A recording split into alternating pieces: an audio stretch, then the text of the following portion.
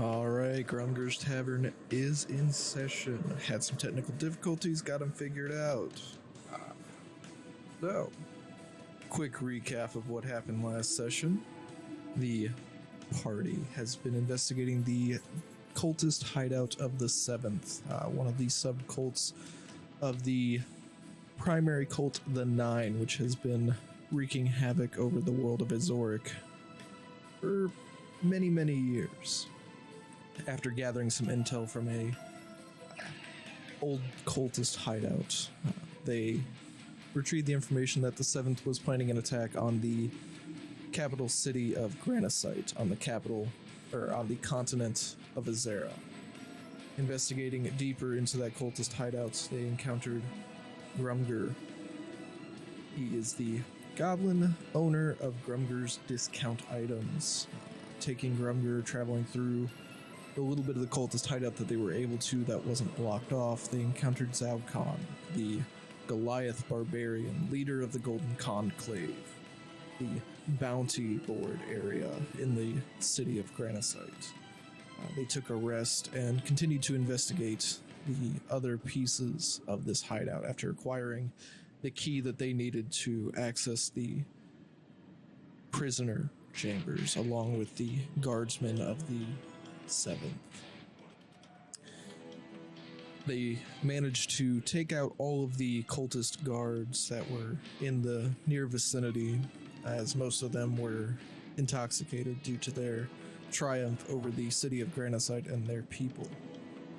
They enslaved a good portion of the city and trapped them in the prisoner chambers nearby. After decapitating the primary guard of the area, Kraston and Elrid discovered that there's another cultish base in the Minoram Mountains on the continent of Chrysaline, west of Arcanea, Leo's hometown. They found another key and a scroll to open up the magically sealed gate where Tokax, the archmage of Granicite, is being held, and John, the half-vampire, half-werewolf child that they encountered in the village of Dracot, northwest of Granicite. Zaukon and Tokax led the villagers out to the city of Dracot to establish a base of operations for the meantime. As the party continued their venture deeper into this cultish hideout, they found a stone key and encountered 6 separate rooms with a deep red portal with kind of a catalyst underneath it, kind of keeping the portal open. As they traveled through each individual room, they destroyed that catalyst, keeping that portal open to ensure that nobody else would be passing through it anytime soon. As they reached the end of the chamber, they encountered another large double stone door. On the other side, the loud breaths of a creature that they have yet to discern on the other side, and this emanating aura of just pure demonic variety just easing through the cracks of the door. As they burst in to take out this creature, assuming that it can only be Alvamath, the demonic leader of the 7th, who has been sealed away up until recently, to their knowledge. They encounter a large, towering, minotaur-like creature, almost standing 20 feet tall, covered in fur, large, curled horns on the top of its head, and these razor-sharp talons on its hands, with kind of like a satyr-type lower half where he's got the hooves and the large leg muscles that you would normally see on like a goat type creature. As that comes into view, let us begin. I would like everybody to go ahead and roll initiative.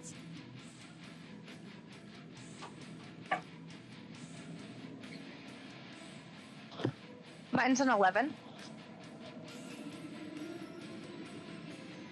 Okay. 2 seconds. 15. Okay, 15 for Leo, 11 for Anna, I'll just roll 'em again. 19 for Neptune, I Elrid, believe that's 7. 7 for Elrid, and Ice. Preston could not be here today due to other obligations, but we will take this time to go ahead and mirror Traston, how he would deal with things. Okay, so one more roll for your big furry creature over here on the other side. And that's not looking good for the party. I dislike the big furry creature on the other side. Okay, so initiative order.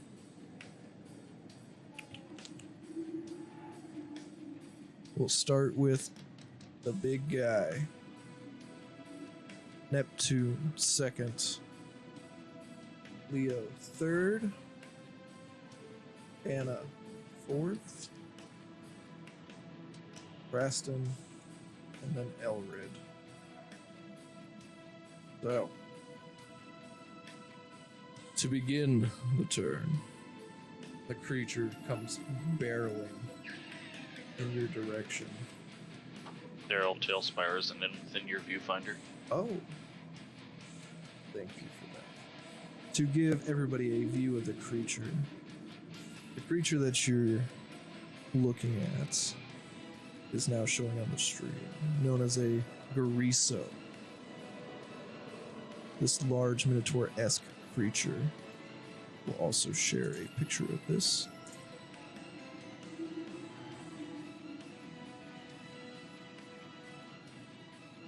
So, and we shall begin our combat. The Gariso has made his way forward, and he is going to take a punch at Neptune. So, that is a miss. Natural 1 on the die. Second attack. He's also going to try to punch you again. That is 25 to hit. I'll have 18. That is. Alrighty. Damage. 15 points of bludgeoning damage. For his last attack, he's gonna try to kick Anna as he's simultaneously punching Neptune, and he does not hit. Okay, so that is the end of his turn. That will take it to Neptune.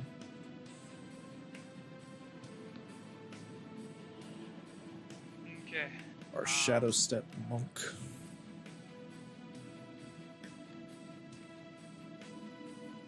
I'm going to shadow step behind him. Okay. Can I do that? Is there enough Yes, shadow behind him? there is enough light emanating from the sconce that there's a light shadow being cast directly behind him. Okay, so that gives me my advantage because of shadow step. Yes, you'll have advantage.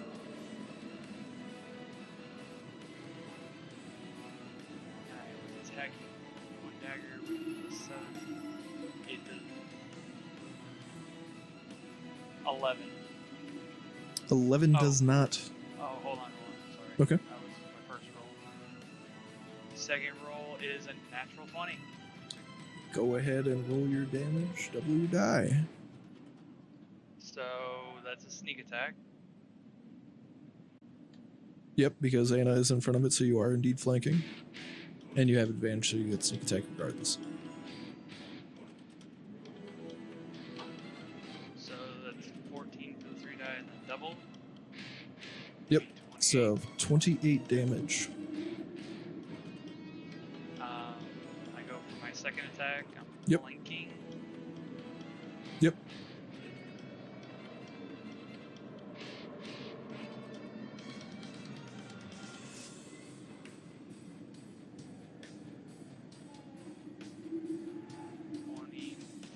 Is the highest.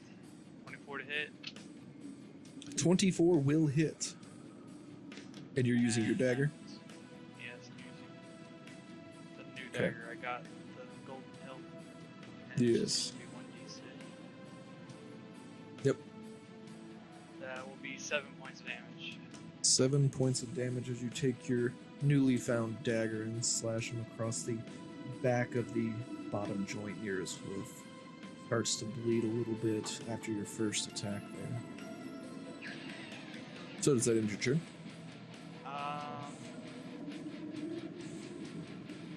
I'm going to use my bonus action for insightful fighting. Didn't you use your bonus action to shadow step? Oh yeah. Shadow step. Sorry. All good. Just making sure. Yeah, you're good. That'd be it. Alrighty. So, Leo, that will take it to you. What would you like to do? You are currently in the back of the row here, but you are probably still within range of him. I'm gonna cast Banishment. Okay. That is a wisdom save, I believe? Charisma. Charisma. Alright, die, don't screw with me now.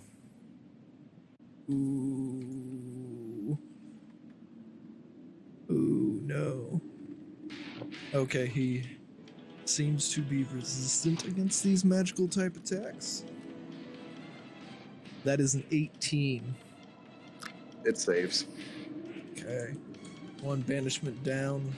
What would you like to do as your bonus action? I'm gonna cast Firebolt at it. Alright, go ahead and roll damage, or roll to attack. 24 to hit. That will hit.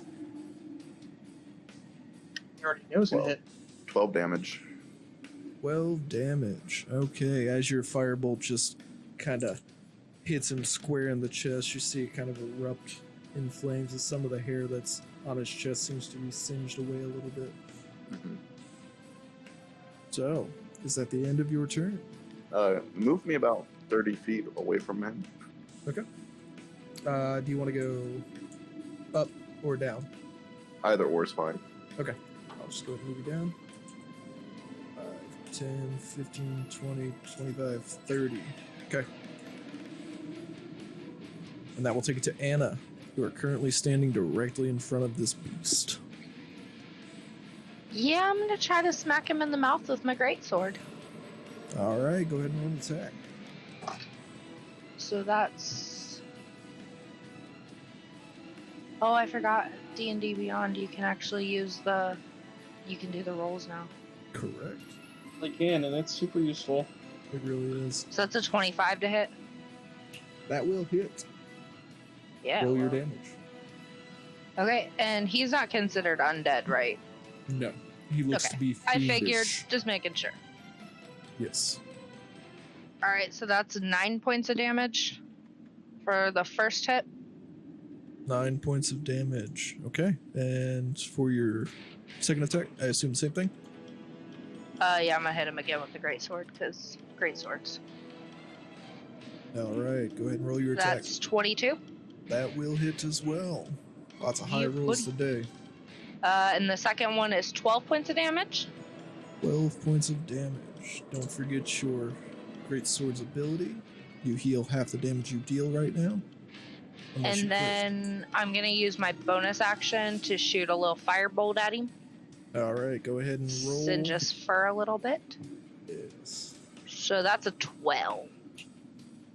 So my firebolt kind of fizzled out, I guess. As you try to shoot it between his legs, aiming for every known creature's weak spots right in the groin, it kind of fires between his legs as Neptune kind of has to duck and dodge to narrowly escape that fireball from hitting him square in the face.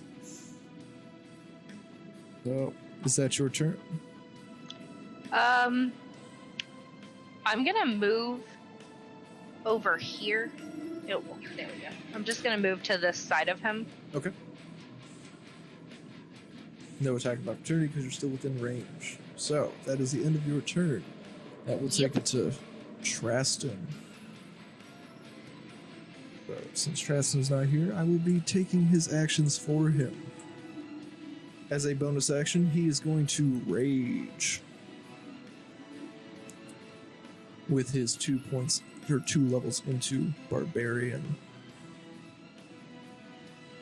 He is going to roll an attack with his spear, Versatile, dropping his shield on the ground and using both hands to try to ram it directly into this giant's legs.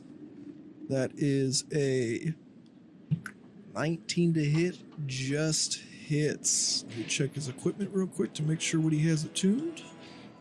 Because if he has the thing I think he does. Okay, he does not. So he's gonna pump a first level Divine Smite into this as well. Rolling his 1d8 and Divine Smite.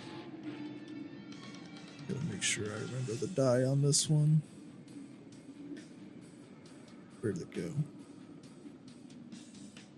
Divine Smite. So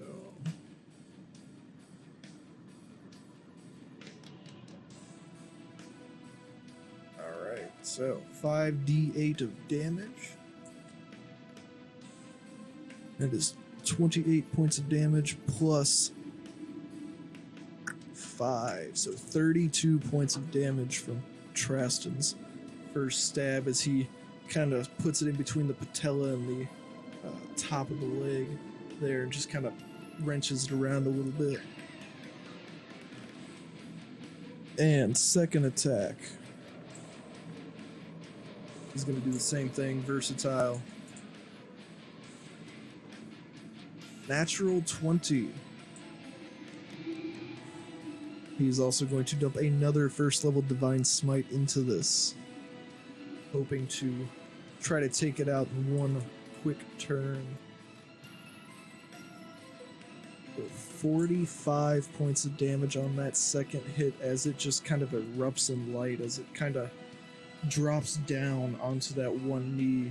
Looks to be in quite a bit of pain after getting hit with so much divine energy. And that will end Traston's turn. Elrid, you are up. What would you like to do? Okay. I am going to move my character. I'm going to move him over. So 5, 10, 15, 20. It will be an attack of opportunity since you have left his range. What? Okay. So you're good with that? Go for it. Okay. He did not make it. So, we will continue. Have to tell me the odds.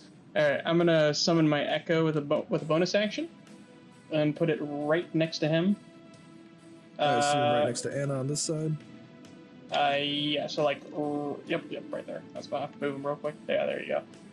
And I am going to make an attack on him. Okay. Go ahead and roll attack. And just because it looks better.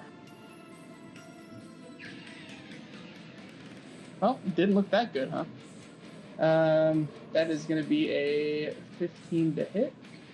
15 to hit does not hit. Okay, I'm going to go for my second attack. Alrighty.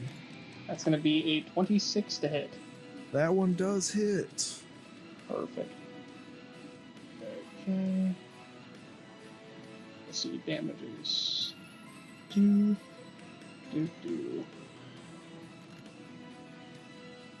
Okay.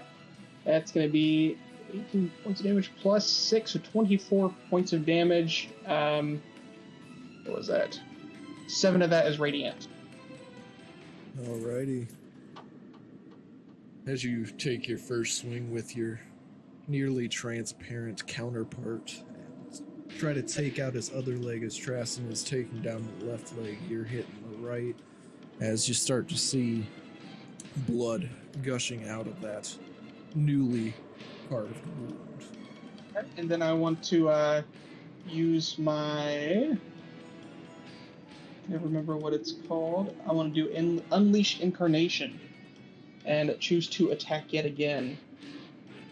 Okay, go ahead and roll your attack.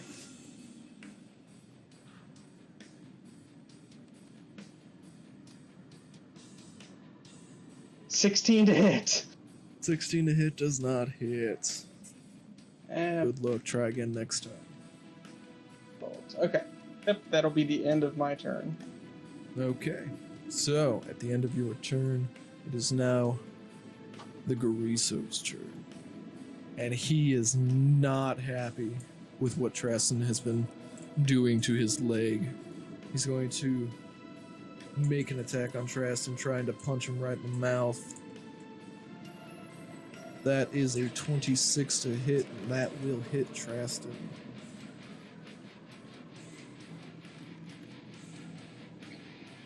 For 16 points of damage. As Traston's just kind of punched right in the mouth. He's looking a little... Actually, because Traston is raging, Traston only takes 8. Traston seems to be holding pretty strong here, as he's just taking each one of these blows right to the mouth. For his second attack, he's also going to try to punch Traston again, trying to whittle him down to make sure he can't do that again. That one for sure is going to hit. For 7 points of damage after the reduction. Traston holding strong, parrying every punch he can, even without his shield. Next, he's just gonna try to leg sweep him with his giant hoofed feet. And that will hit yet again. This is full dice clear time.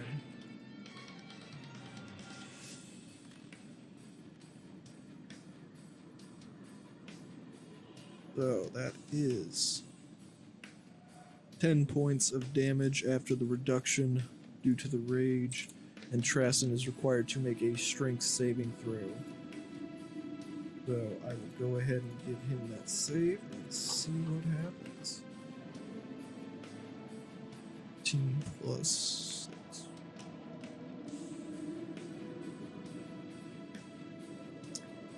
Traston fails his saving throw, is now knocked prone. So that will end the Gariso's turn, taking it to Neptune. Alright. I'm going to, while he's distracted and getting at Traston, Yes. I'm gonna move. Where's Traston at? Traston is directly in front of him. So I'd be flanking right there. Yes. So I have advantage on the attack.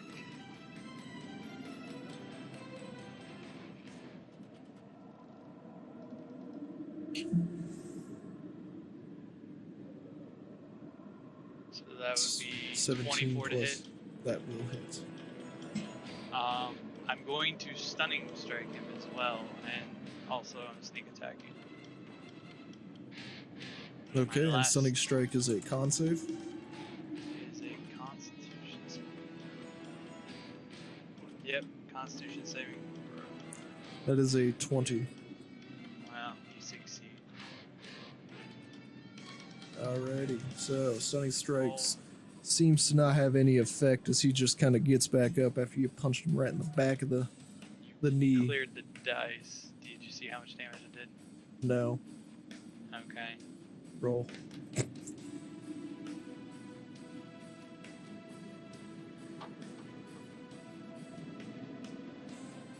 That would be 12. 12 points of damage right to the back of the kneecap there. So, second attack.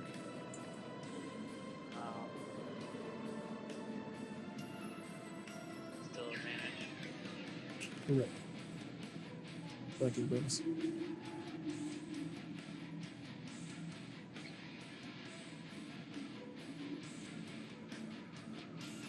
Seventeen.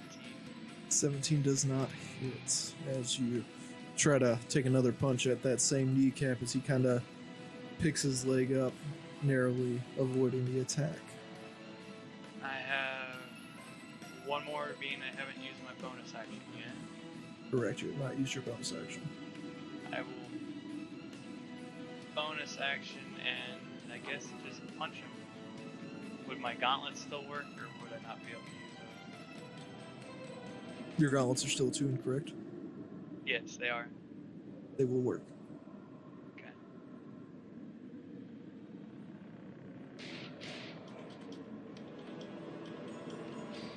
Alright, so that's a minute again. My last attack.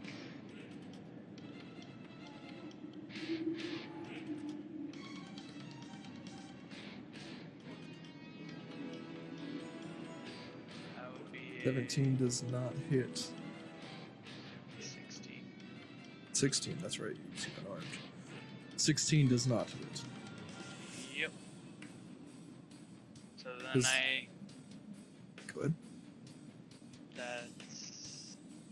I'll just stay where I'm at, hopefully trying to get him to come back after me, because Traston's on the ground. Yes, Traston is indeed prone.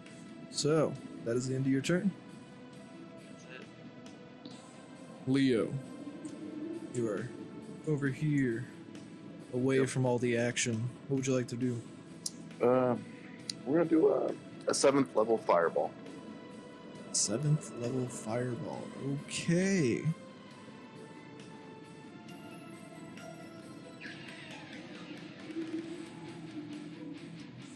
That is a 14 on the save. Does not save. Okay, go ahead and roll damage. Or actually, he has advantage. One more roll. 18 on the save. Oh, that will save then. Okay. So half damage.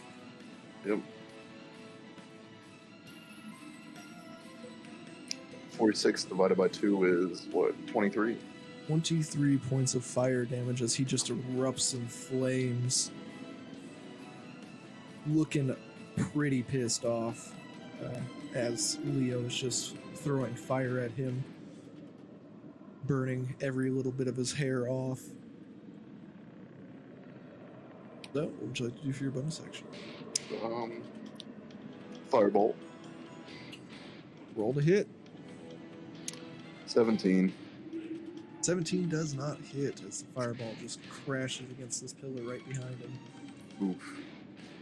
I'll stay where I am. Okay. That'll take it to Anna, standing on his right-hand side, flanking due to Traston's current location. What would you like to do? I'm gonna try to smack him with my greatsword. Okay, go ahead and roll. an Flanking attack. gives advantage, doesn't it? Correct. Okay, so the first one is a big old noob. That advantage is gonna come in handy. 19. 19 just hits. Yeah, buddy. It's 8 points of damage for my first attack. Okay. And I forget, is flanking only for the first attack, or do you get advantage on both? It's while you're flanking him, so it's on any attack. Okay, just making sure. Alright, so second one. That's a 27. 27 will hit. Yeah, well. Was that both rolls, though? Yeah, the second one was lower. Okay. So that's 14 points of damage for the second one. Okay, 14 points of damage. And then for her bonus action, she's gonna try to go in with another firebolt, because I think I'm too close to use my crossbow, right? You can use your crossbow, it'd be disadvantage. So, your choice, crossbow or firebolt. So that's a natural 19, so it's 25. 25 will hit. And then that's 10 points of fire damage. All right. Already adding more fuel to the fire, so to speak, as he gets pummeled with more flaming balls that just keep pummeling him, looking pretty pissed off. So, does that end your turn? Yes. All right, that'll take it back up to Traston, who is prone.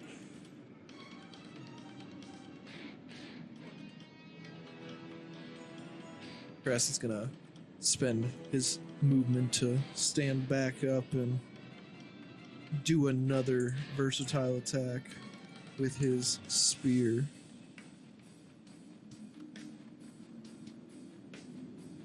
With advantage. Well, no, he's just raging. So, first attack misses him narrow as he's trying to go for that upper thigh region near the artery. Second attack, not any better as he misses narrowly. Let's see.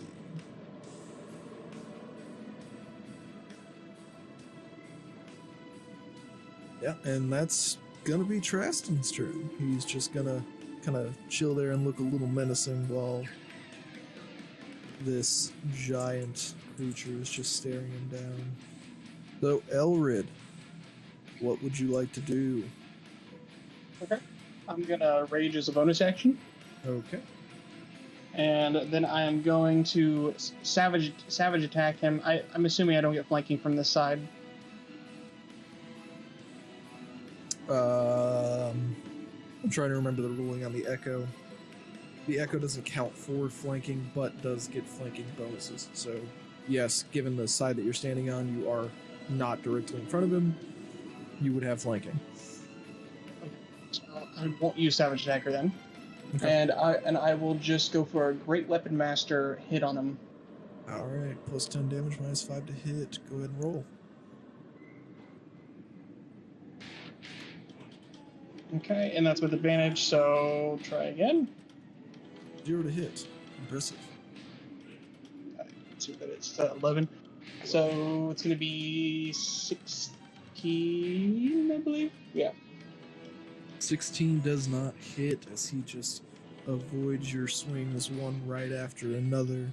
Seems to be getting used to your guys' movement as you guys keep trying to attack the same places. You want me to go for my second attack, Great Weapon Master? Okay.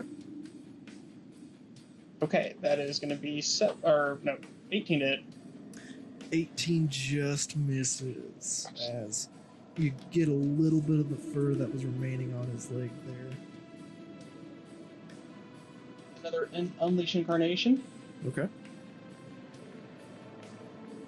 Great Weapon Master again. Yep. And pray. Oh, yeah. That one's That'll hit. good. Okay. I guess What I about can your go. advantage? Oh, okay. Okay. So, alright. They have advantage.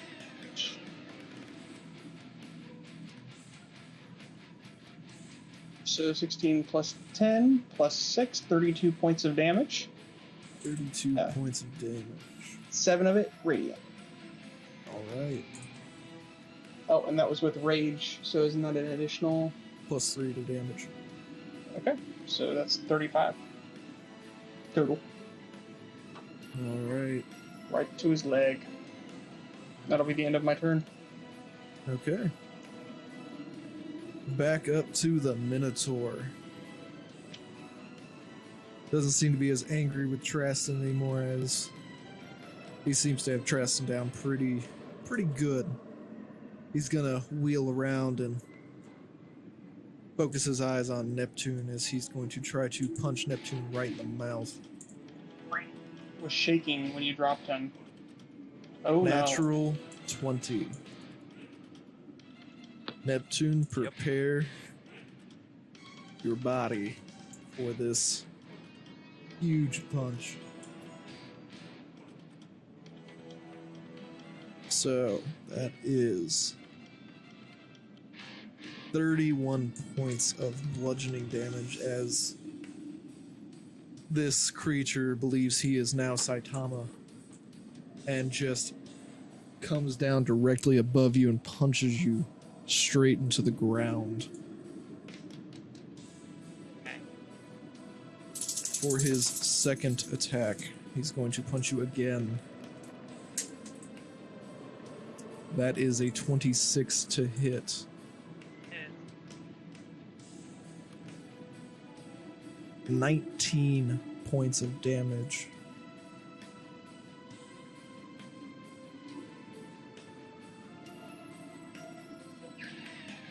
And then the hoof.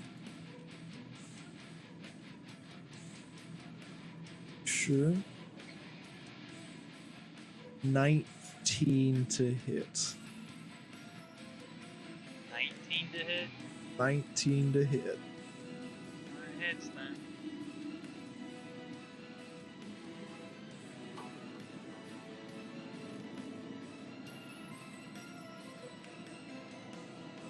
That is 23 points of bludgeoning damage.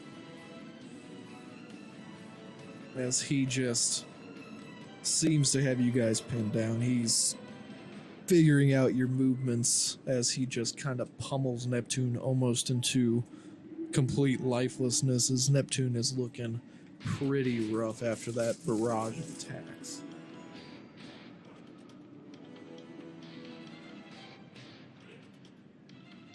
So, with that being said, that will take it to Neptune.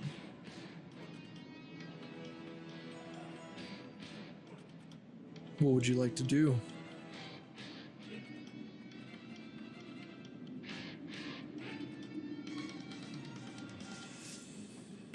Neptune, if you're talking, we cannot hear you. Thinking for a second Okay. since I'm down to near nothing. Potions cost a bonus action to take if you choose to use one. Bonus action.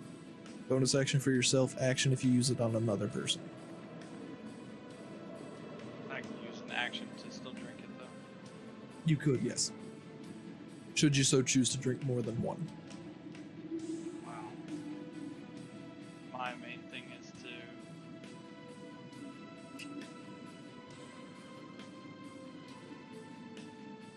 let's see.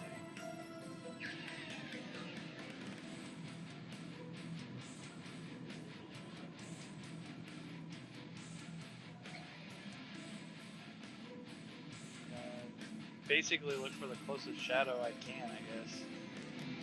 Shadow step here. Okay. And I'll use my movement to move the rest of the way. Okay. And I'm gonna take an action to drink my potion. Okay, go ahead and roll your die for your potion.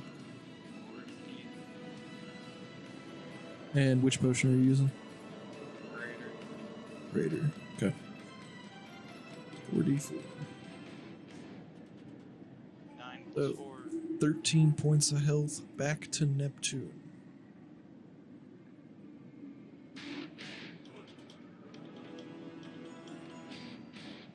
So, action, bonus action, and movement. Does that end your turn? That'll be it. Alright, taking it back to Leo. All right. We're going to cast Lightning Bolt, 7th level. Dexterity save, correct? Yep. Alrighty.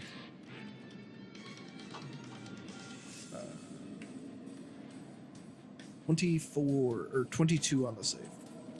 It'll save. Okay. Go ahead and roll your damage. Yep. 22. Alright. 22 That was points already of- half. Yeah. Okay. 7th level spell dealing 22 on die. That'd be rough. I know.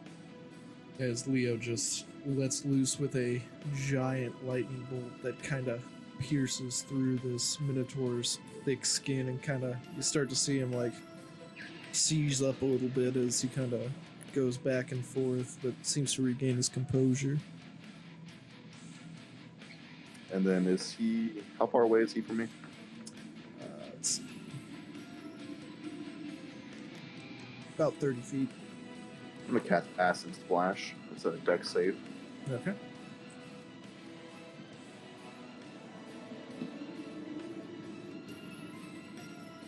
18 on the save.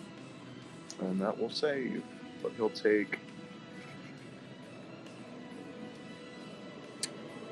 2d6 of poison. Okay.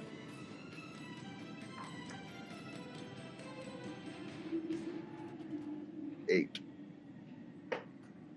8 points of damage. Let's see here. As you use your acid splash skill and just see it kind of soak over his body, he doesn't seem to be affected by that at all. Okay. Seems to be more aggravated that you poured a little bit of dank water on him.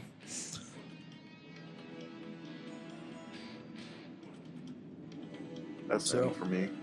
All right, taking it up to Anna. So if I hit him once with my sword, and then I move back out of the range of disadvantage on my crossbow, can I still use my crossbow, or is that two separate actions? You could move back. He would get an attack of opportunity on you. I mean, he's kind of already got an attack of opportunity because, you know, he smashed Neptune and I'm really close. Okay, so I'm going to smack him with my greatsword. Okay, go ahead and roll attack. Am I still flanking?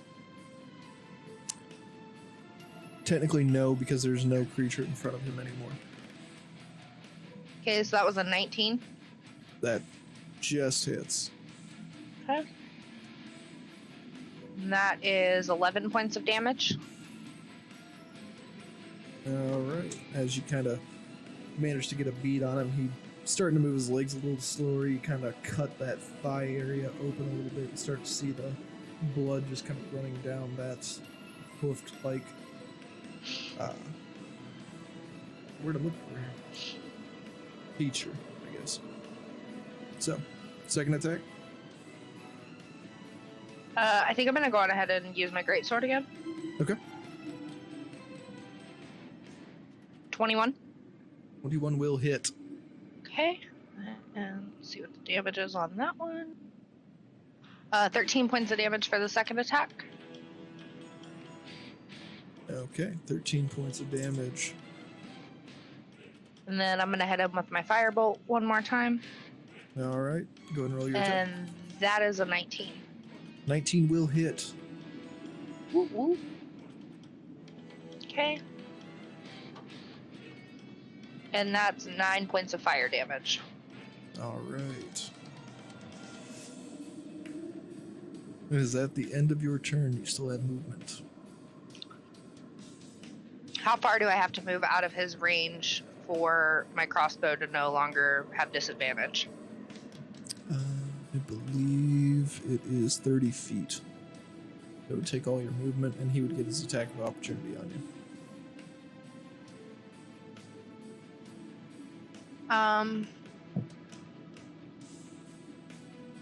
Wait, who's that behind him? That's Traston. Where do I need to move to get flanking again? Somebody needs to move in front of him. And flanking will not work on your crossbow, it is only for melee weapons. Right. I'm just gonna kind of move back here next to Traston, like standing behind him. Okay. And then that's the end of my turn. Alright, taking it back up to Traston, who is very disappointed in himself for completely whiffing that last attack. He's gonna reel around and look his opponent directly in the eyes. As he's gonna make his versatile attack again with his spear.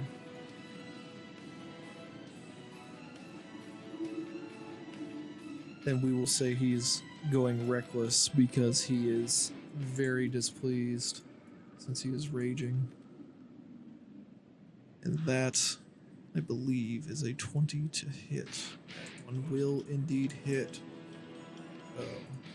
He's not dumping any Divine Smite charges into this one, just to kind of ease back on him a little bit in case he needs him for something.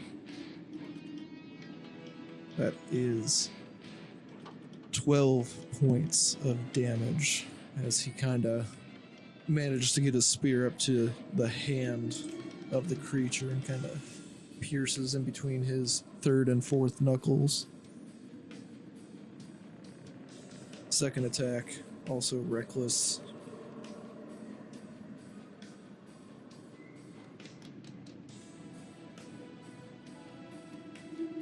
Will hit with a 26 to hit. Rolling damage as it deals 13 points of damage. Getting his other hand, trying to kind of immobilize the things that have bashed Neptune right in the face, as the Minotaur-esque creature starts to look a little worse for wear. And that will end his turn, taking it to Elrid. What would you like to do?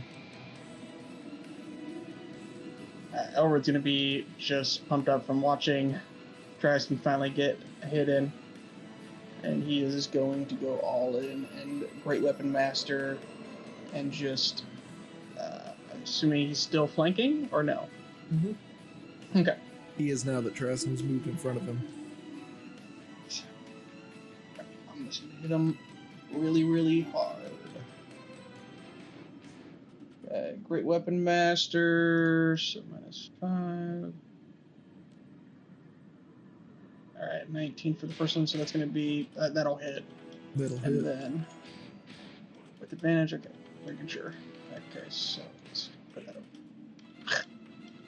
And then I'm going to...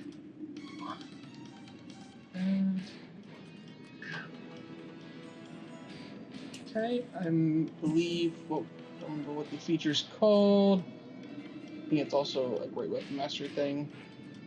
You know what I'm talking about? The one that lets you re-roll dice that are 1s or 2s? Yes, I know what you're talking about. It's a fighter-specific thing, I think. Yeah. Can't remember. Yes, Great Weapon Fighting is that one. Yeah. So I'm just gonna re-roll.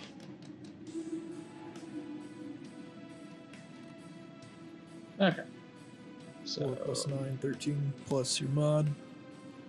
So that's gonna be the yep. So 19. So that's gonna be plus 6. Hold on. So 9, 13, and then plus 6, so 19 plus 10, so 29. 29 points of damage. And then plus rage. Plus which is 3. another plus, only plus 2 actually. 2? Oh, that's right. It goes up the higher level your barbarian is. Yep. So 31 points of damage. Okay. As you and your echo are in sync, and you just kind of slash the joint right next to the hoof, and you can start to see the bone kind of sticking out from the piece of flesh that you've carved out in that particular region, and he just kind of starts favoring that leg a little more heavily as he's leaning more towards the back right side of his body. I'm gonna go for my second attack. I'm gonna aim right for where that cut is and try to just cut it as deep as I can. Okay. Okay. We're So using Great Weapon Master. Yes, I forgot to say it. So if you don't want to count it, that's fine. No, we'll count it, and you still have advantage. Okay. Nope. Okay. Yeah. These advantage rolls have sucked. Okay. That's messy. Reroll one of those and one of those. So we've got 9 plus. Doesn't even matter. Doesn't even matter. Okay. 13 on die, plus 10, 23, plus 2 from rage, 25 plus 6 from your mod. Yes. So 31 points of 31? damage. Another 31 points. And then I'm going to use a... Go ahead. Go ahead. You go. I was going to say I was going to do Unleash Incarnation, so if you want to act out the attack, that's fine. Okay. So as you reel back with all your might and your echo, kind of mirroring your movements, you manage to hit that exact same spot that you did on your last attack as the bone. You can hear it from your 10 feet distance as you hear that crunching sound from the bone just shattering near that hoof itself, and he just kind of collapses onto that knee, kind of screaming in pain, so to speak. Is his head down to a level where I can hit it with a sword? It is. I want to go for an Unleash Incarnation attack, Great Weapon Master. Okay. Okay, first one's not going to hit. I don't remember if that one will hit or not, so that's 23 minus... so 18, so no, that doesn't hit. That does not hit, just misses as you're trying to go for the kill here. Trying to cut his head off in one fell swoop. You narrowly miss as he picks his head up, just avoiding it. You can see kind of like a slight cut mark where your sword kind of grazed his skin. And that will be the end of my turn. Okay. Trying to delete my die here. Oh, you delete those for me. Yes, I It can. moved for my turn and I couldn't delete them anymore. Taking it to the Minotaur. Does not seem to be happy with what Anna has been dishing out, as he needs to share the pain that he is delivering. Kinda reels on the kneecap that he's favoring at the moment, trying to punch Anna right in the mouth. First attack misses as he kind of gets thrown off kilter. Second attack, that is a 21 to hit. Well, I'm pretty sure that hits. Yeah, that hits. Okay. Sorry, I'm not used to using D&DBeyond on the computer. I was like, where's my armor class? As he reels back his fists and just kind of punches her square in the abdomen, dealing 14 points of bludgeoning damage. Well, that wasn't very nice, Mr. Hairy Cow Dude. And with his one leg rendered completely immobile, that is all he can do on this turn, since he can no longer kick with that hoof. Taking it up to Neptune. You see some shadows being cast here. You see some shadows kind of basically almost entirely behind him. If you should so choose to shadow step.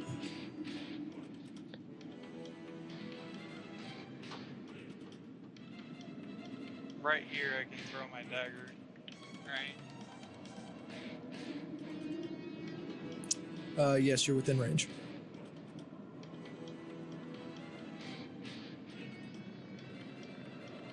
So I'm gonna try and take my dagger and I'm gonna try and throw it right at his face, Which dagger are in you between throwing? the eyes. We're going to New or old? take my nice shiny one, I guess. We're gonna the new Okay. one I just got. Go ahead and roll your attack.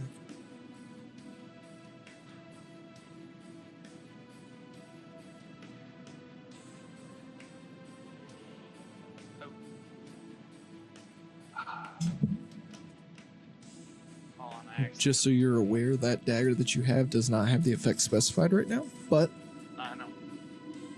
we'll take the first roll since I know you accidentally added twice. You rolled a 19 on the first one. I mean, that's fine with me. Okay. Hey, Daryl, Joe overtook your picture. Oh. I wonder why. I don't know. So, let us take a brief intermission before I go into this descriptive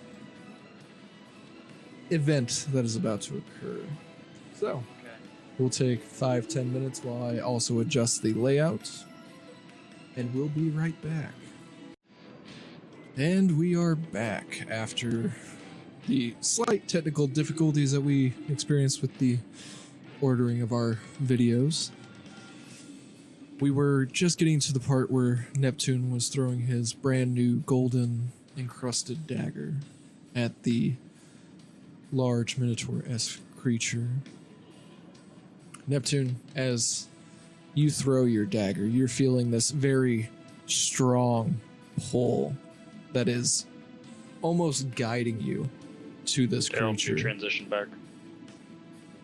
Yes. Okay. Okay. Similar to how you feel when you do your shadow step motion, but this time it feels like it's calling you to the point of this dagger. As you just let it go, you see it flying directly on path right in between the eyes of this Gariso. And right before it makes impact, you feel your body just shift into the shadows and teleport.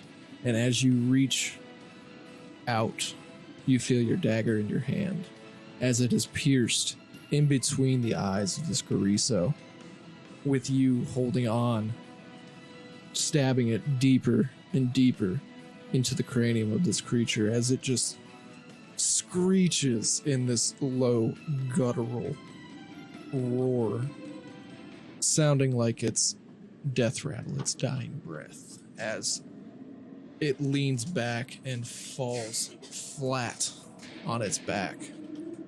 And as you start to pull your dagger out, you feel the motion from its breathing just stop and cease as the creature has fallen over, dead.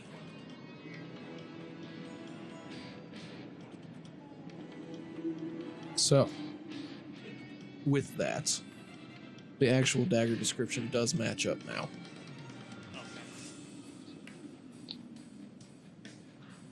That So- was interesting.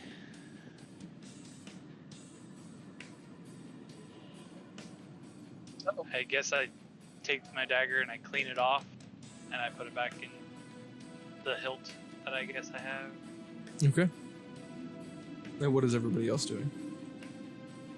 I'm gonna loot the body. I was gonna say. I'm gonna go check on the portals and stuff. Okay. Traston is going to investigate the large fiery portal over here, as he is very upset about what came through it. I'm gonna go up to Wolford and say, hey, can you help me decipher what we can do to close this portal? Yeah, I Okay. can help. So, Neptune is asking Leo for advice on how to close the portals. Elred and Anna are investigating the body. Yes, sir. Go ahead and give Sounds me like a- investigation checks. That's a 19 for me. Investigation. Okay. Okay. Oop. No. 6. Yeah. Elred, kind of looking over the body. To you, it just looks like a bunch of burnt flesh and blood, as you guys kind of carved out a good portion of his legs, as well as burned off probably about 60% of the hair that was covering his entire body. You get that smell of that burnt hair, nasty, like, stank. Nasty stuff. Nasty stank. Stank ass stank. Anna. You find 121 gold pieces, or 124 gold pieces on his body, in like a little satchel that was kind of tied around the waist loop that he was wearing. All right, I'm gonna add that to the party funds. Okay. And Elric, go ahead and give me a perception check. I believe that is 6.0. 9. Good. You don't notice the impending death.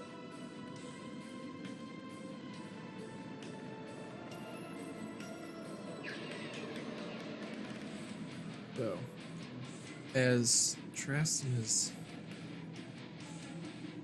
investigating this large portal in the back of the room, seems to notice a small individual that wasn't here previously. Seems to have snuck his way back in to find his quote-unquote father. As Traston turns around, he notices John directly behind him. And as Traston is reeling around to take a look and see what's going on, the portal directly behind him starts to be like a kind of vacuum. It starts to pull everything in the immediate vicinity through it. As you guys are watching, looking in his direction, hearing this loud as Traston and John both disappear from view as they've been teleported to the plane of existence that the demon is from. You just see, did Elred saw this all happen? Yeah, as you guys kind of heard Traston say, "Oh, what are you doing here?" Turn around and it basically happens in one big flash.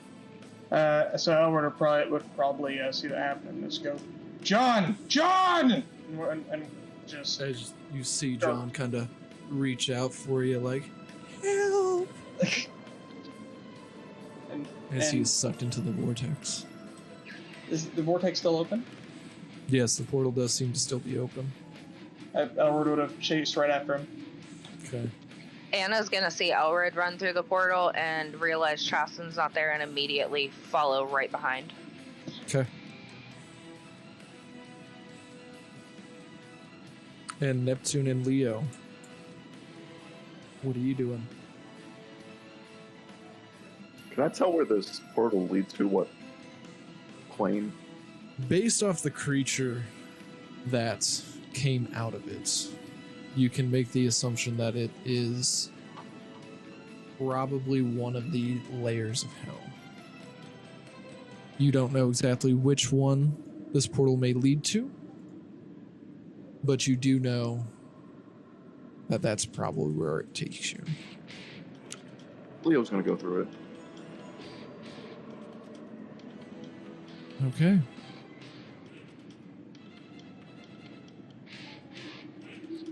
All right, and Neptune.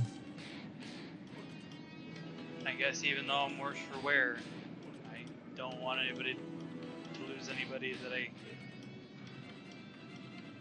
I'll go in as well. Okay, But- one after another. You all feel this almost like a disassembling of every atom in your body as it's being pieced back together on this other side. Very dark, very unusual type feeling as you guys really haven't felt this kind of presence. It feels similar to the aura that Garisa was emitting as you guys were standing near it, but on a much larger scale. You smell sulfur, fire, brimstone, just kind of taking over almost all your senses as the smell is just so strong. And I would like you all to switch to the map of Unknown Realm 1.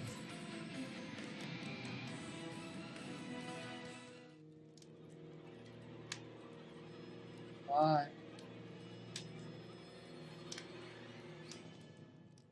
It's ambiance. Yes. I will place your guys' character models. Because if I place them on here, I can't. They remove them from the other maps.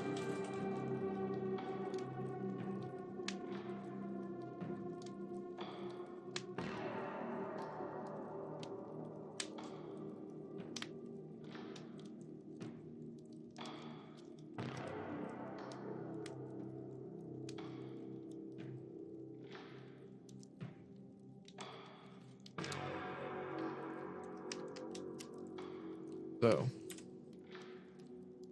as you guys are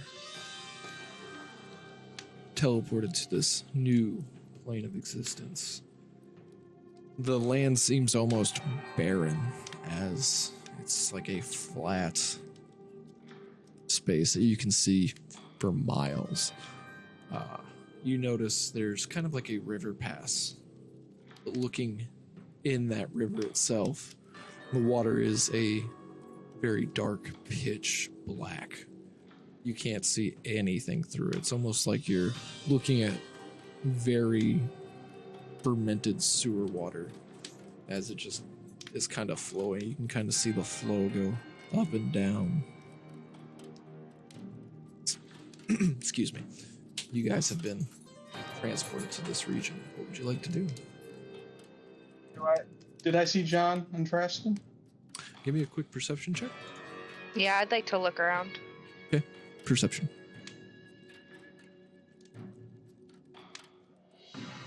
So that's a 21. Yeah. And Leo or Neptune, are you doing anything? What level's locate creature again? Let me take a look. And what was that, Neptune?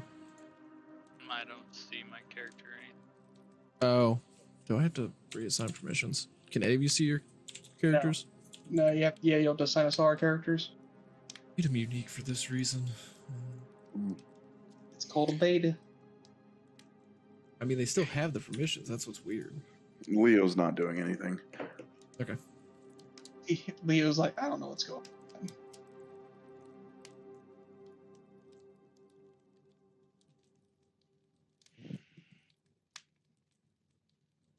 Leo's.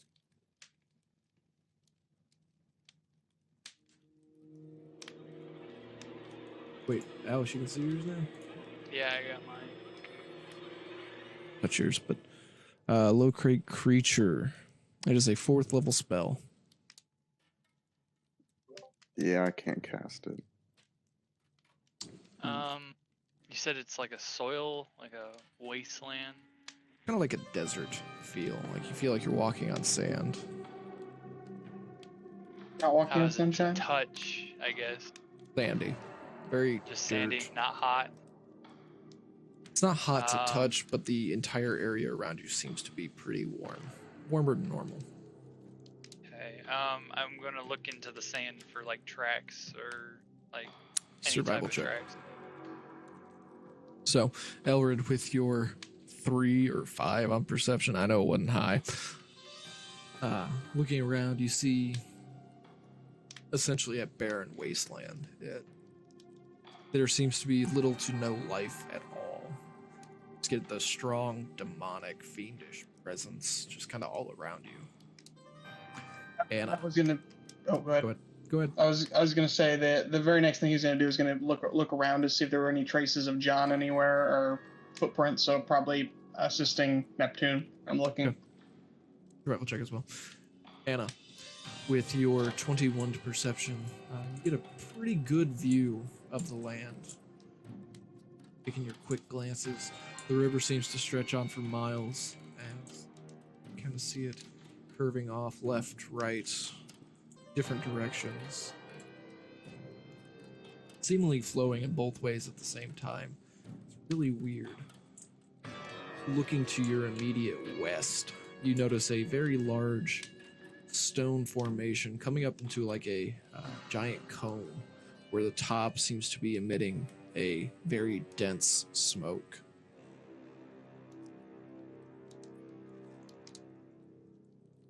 Do I sense any type of presence nearby or near me? You do not sense anything vampiric, if that's what you're asking. 14, by the way, for survival. 14. And Okay, Alex, so I'm gonna 18. communicate to the rest of the group that I see smoke and the general direction of where I see it at. And then I'm just kind of gonna start heading that way, a little cautiously looking around. Okay.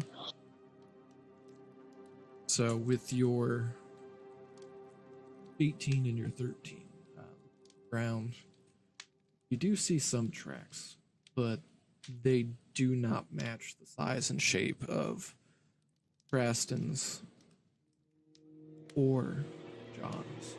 They seem to be much larger in nature. And some of them look to be like hoof prints similar to the creature you saw previously. Others look to be kind of like webbed or missing some appendages based off of your humanoid type appearance. Any type of struggle, or like there is like just no sign of their foot? There doesn't seem to be sign of their footprints at all.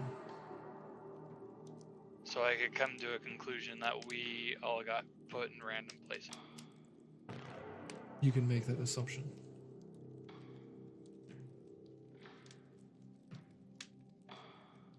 So, Although we all showed up together, except for those two.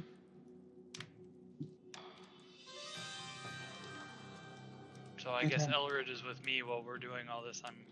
I kind of give guys him my ideas of, hey, I don't think they were brought here. I think they've been brought somewhere else.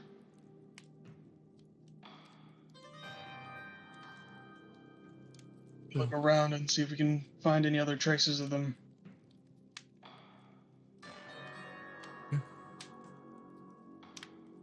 So Maybe find a way out of here. Leo, Neptune, and Elwood, you start to see Anna after she said, "Hey, I see something off in the distance. Looks to be like a giant smoke cloud. Large, conal appearance, looking similar to a mountain peak. Over on the west-hand side, you start to see her walk that direction. What do you guys want to do? I'll go ahead and follow her. Okay. Did I hear what Neptune said about thinking that Traston was not here? You caught the back end of the conversation. It wasn't super clear, but you did say that you caught the few keywords of teleported to, location. You can assume that he's talking about Traston and John. Okay. Mage, do you have anything you can help us use to find them?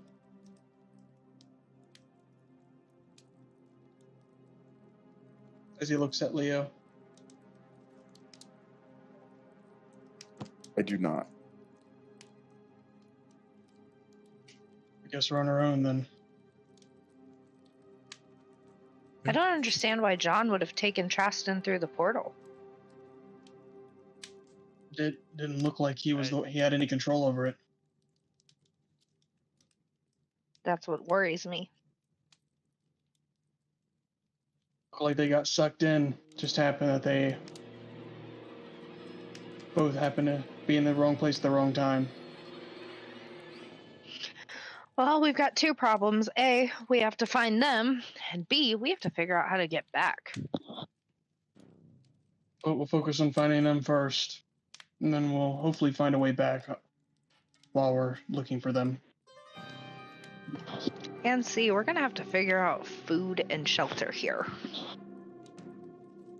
I believe Doesn't the look like there's mage- much hunting. I believe the mage has us covered in that regard.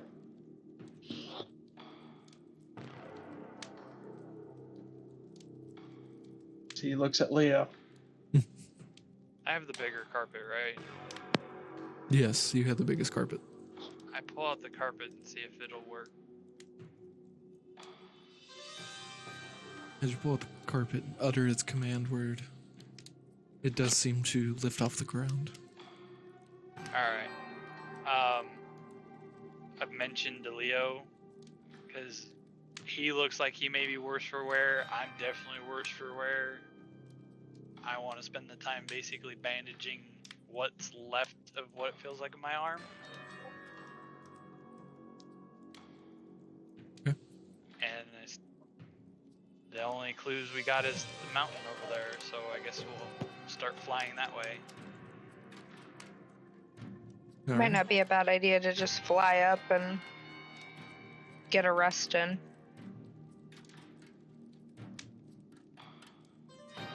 Okay, so what are you guys doing?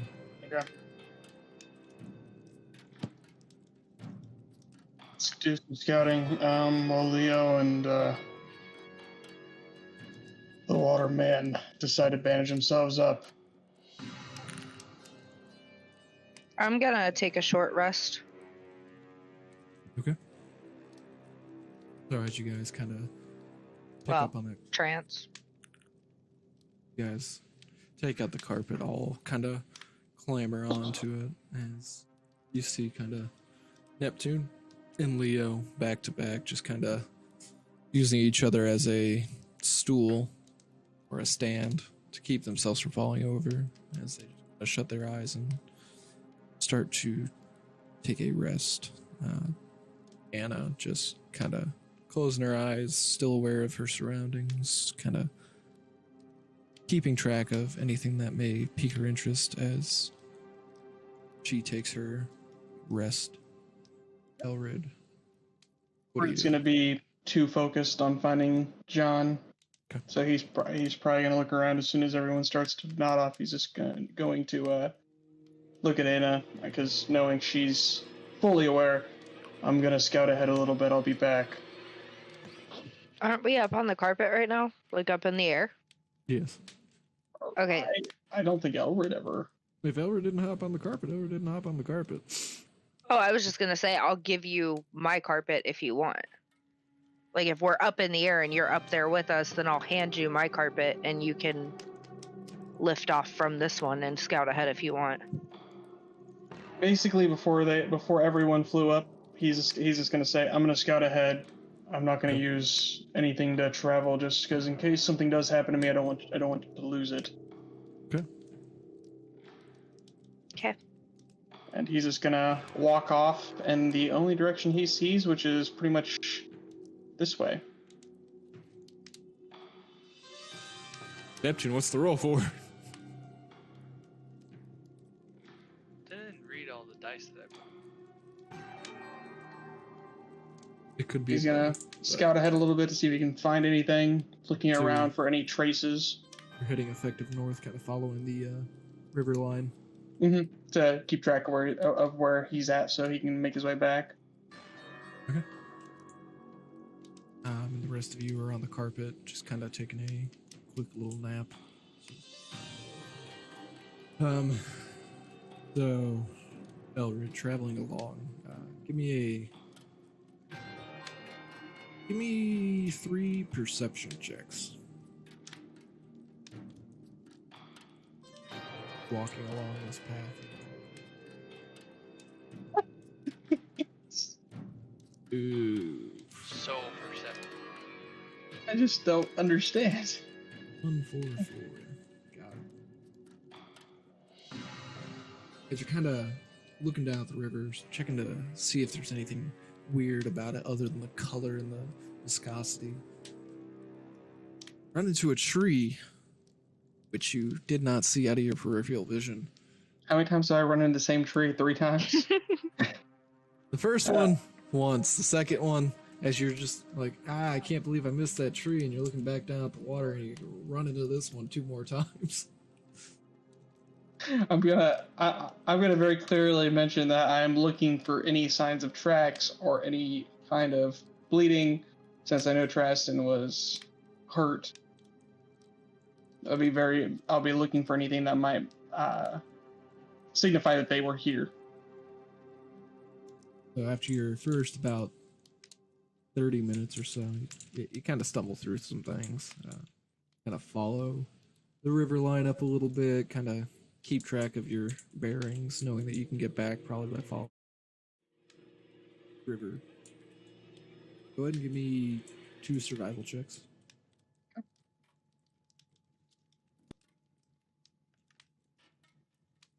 So my die are cursed today.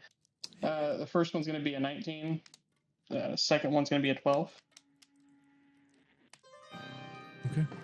So as you get to this short kind of berth between river, you see the other side, probably about 10 feet across, seems to be the narrowest part of the river. On the side you're standing on, you see a few tracks that look a little suspicious. They don't seem to resemble Traston or John's, at least footprint size. Could be that they stepped in another set of tracks already, or could be something else entirely. You're not 100% sure. but you do see tracks. Basically, they jump from this side over to this side. But you see the tracks pick up back again over here. Do I see only one set of tracks or multiple? You only see one.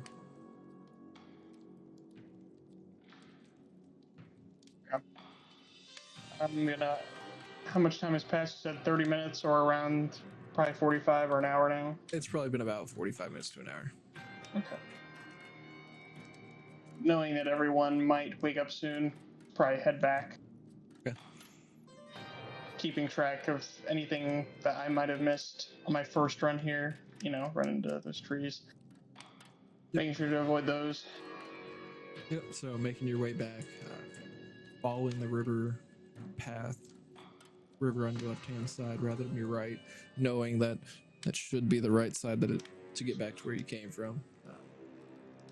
Looking around for some more trees, you do notice there are more trees, and you consider yourself lucky that you didn't hit that long line of trees repetitively. Making your way back, you kind of look up and you see the carpet still kind of flying about 30 feet off the ground.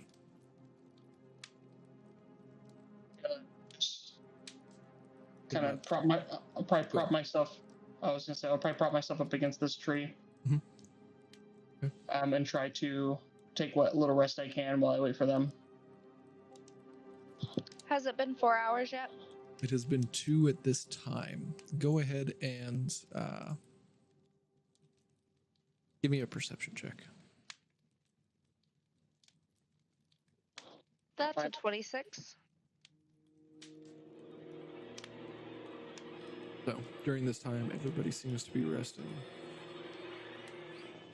About 3.5 hours into the first group's rest, Anna starts to hear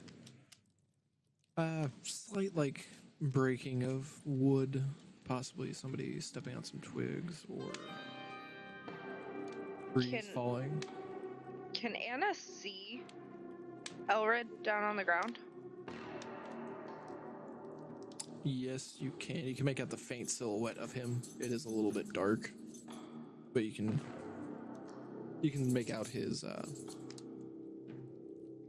Okay. Do I see anything else? Or anyone? Looking around, you don't see anything in your vicinity, and near vicinity being probably 60 to 120 feet. It's dark, but it's not pitch black. There's a red glow to the entire area. So Anna, because she hears this, is going to fly down, and she's gonna wake Elred up and say, "I keep hearing something. Get up on the carpet. That way, you don't get surprised." And Neptune and Leo, give me perception checks.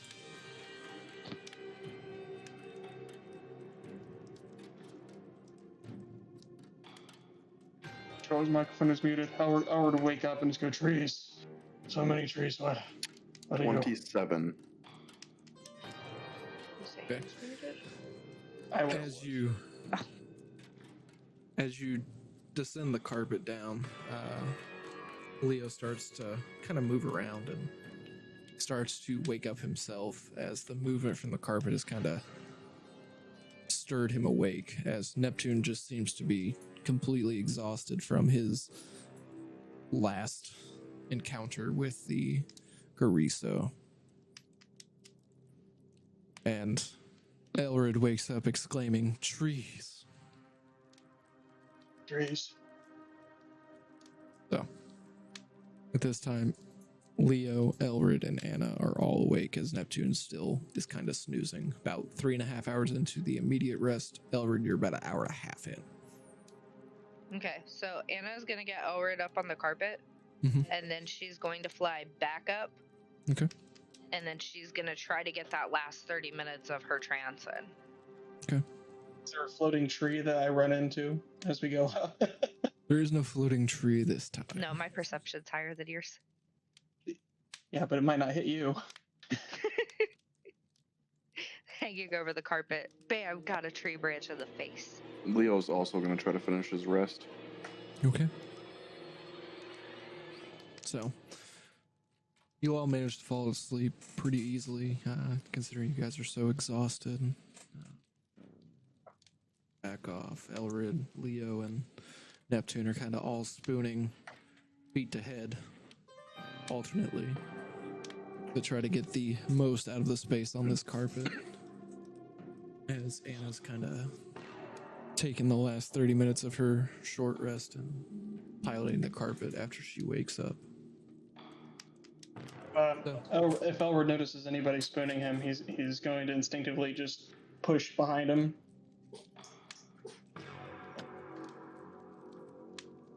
Just give me a perception, because I want to see.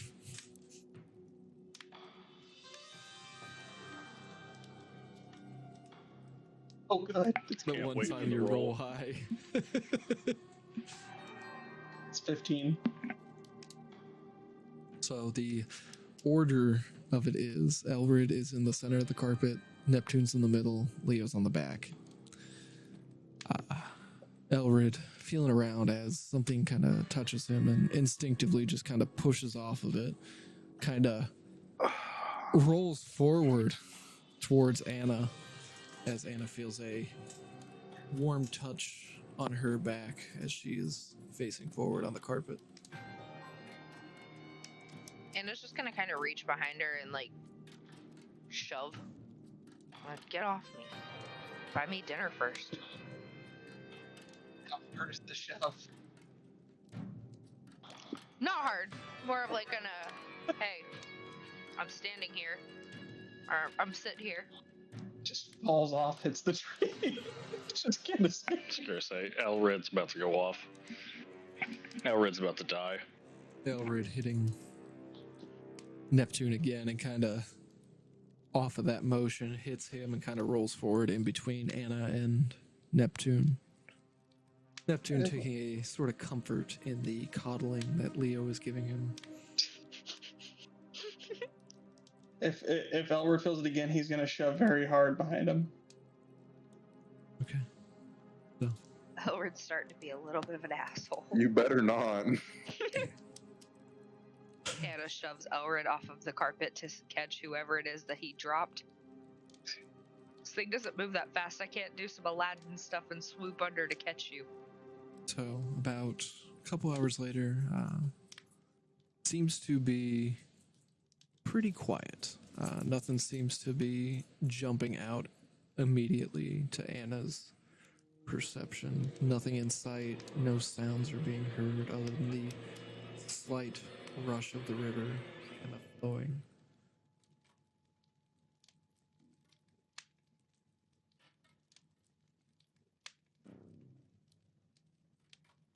Start to awake from their slumber.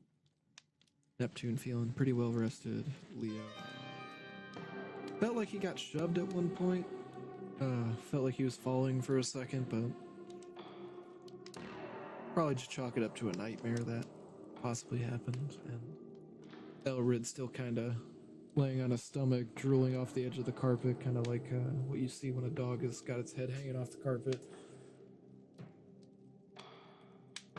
The three are now awake while Elrid's still kind of taking his last couple hours of his nap.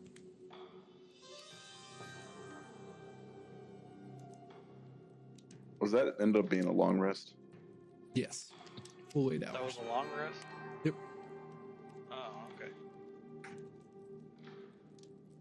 Nothing seemed to jump out at Anna, so she decided not to wake you guys to make sure you guys were well rested for the endeavors ahead. What time is it? Let me work out the logistics here.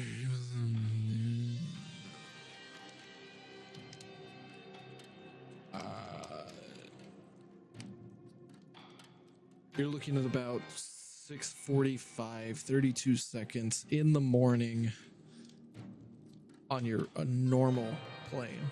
This plane, normally the sun is up by this point and it seems to illuminate, but seems to be still dark. but based off of your normal playing time, you can assume it's somewhere around the wee morning hours. Okay. Do you think I need to roll for my staff then? Yes, go ahead and roll for your staff. Okay. While he does that, I'm going to grab a drink real quick. Okay.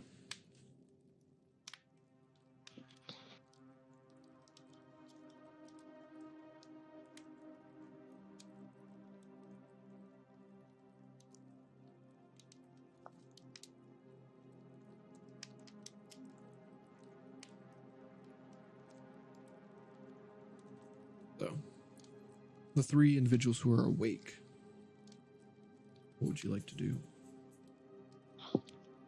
Anna's gonna look around. Okay. Stop for a second, see if she notices anything, or see if she senses anything. Are you searching for that vampiric presence? Yes, sir. You don't sense the vampiric presence, but as for the other looking around, go ahead and give me a perception check. Can she sense demonic presence?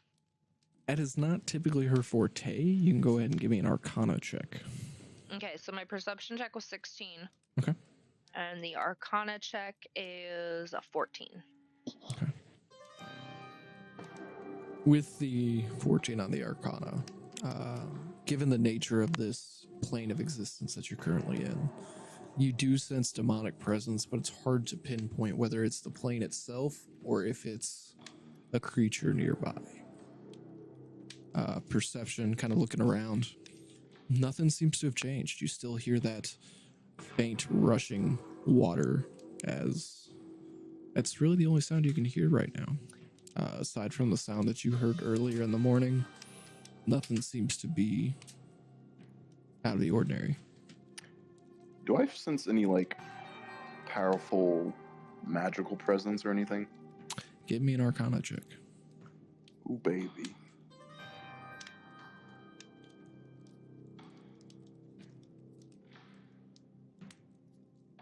$30.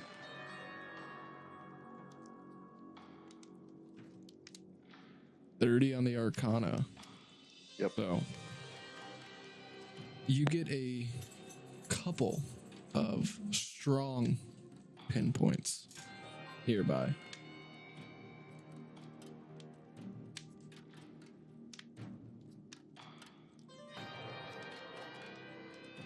So you sense one immediately to the west. Seems to be a stronger magical presence, definitely demonic in nature. And then to the north,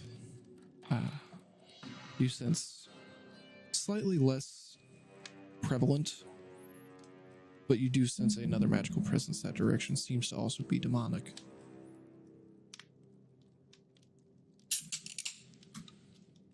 So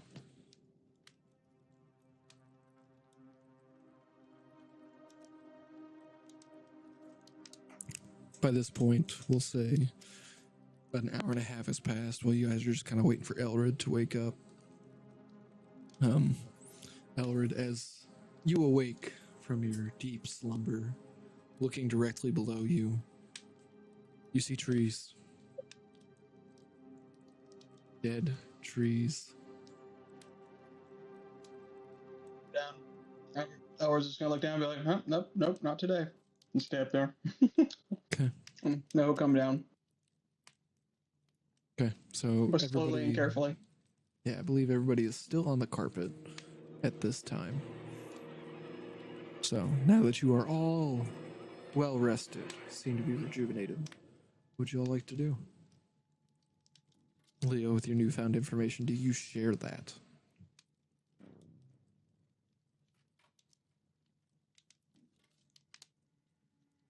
Question mark. You may be muted. Yeah. I was. I'm going to keep it to myself at the moment, but Okay. I'm going to cast Locate Creature to try to find John. As you cast your spell, Locate Creature, you can't sense anything.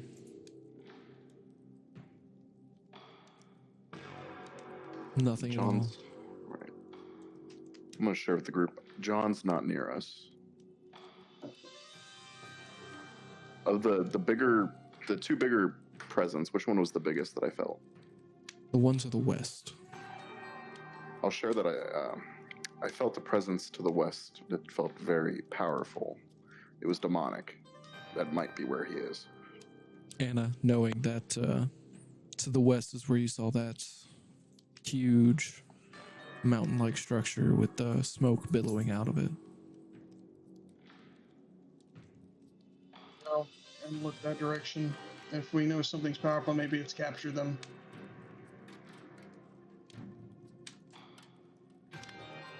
Okay, so are you guys heading into that westward direction?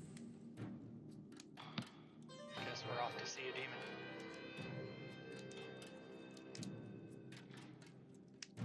Okay. I will take the roaring silence as a yes, we're heading west.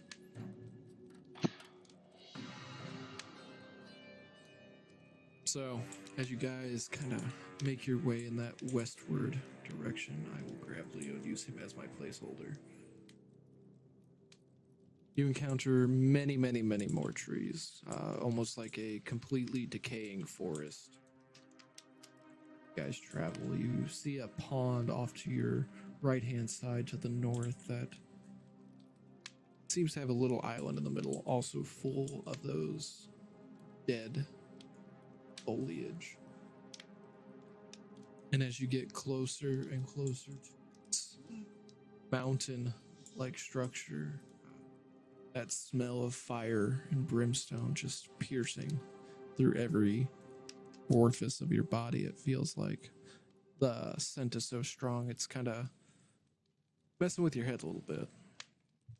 Leo, by this point, you can just feel that demonic aura just emanating from what feels like inside this mountain.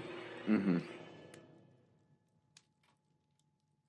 Demon over here. I think he's in the mountain.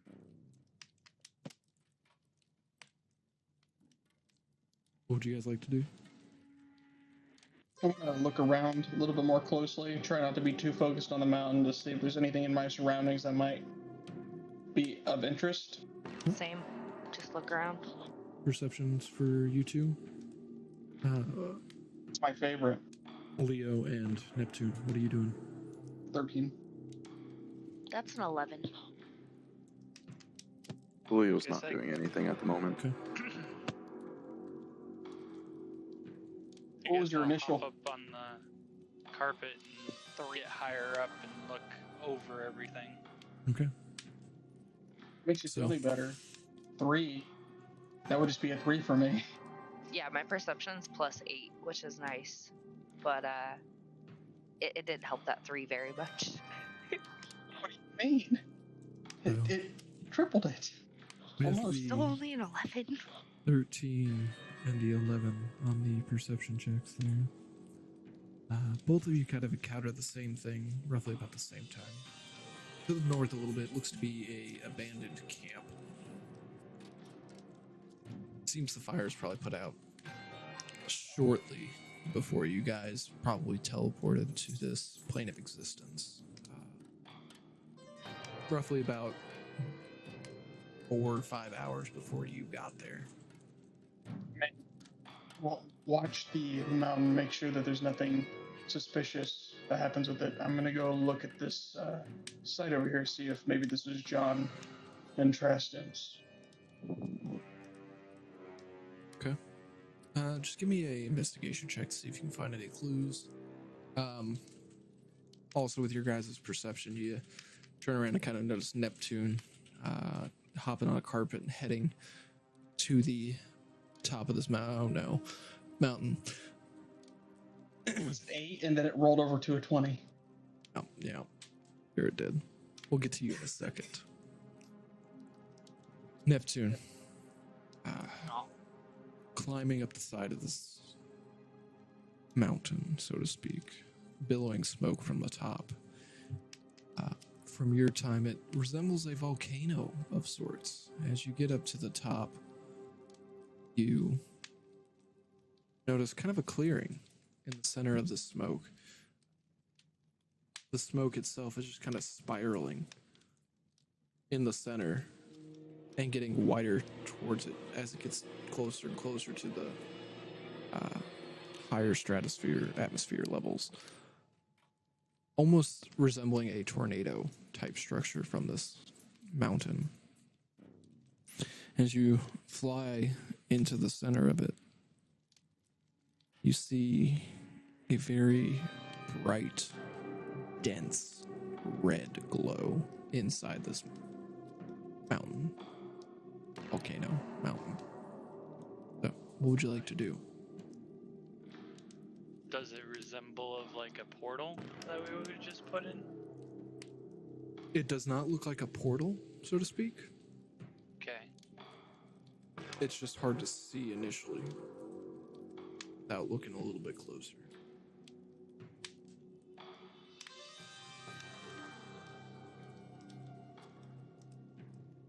What did I see? I was gonna say, is Neptune doing anything else? I've got a whole just story leave for it you. at that. Okay. Just kind of hover around for a minute, trying to take it in, take in more details. This is what my 1s and 4s build up to, Daryl. I know. We'll come back to Neptune in a moment.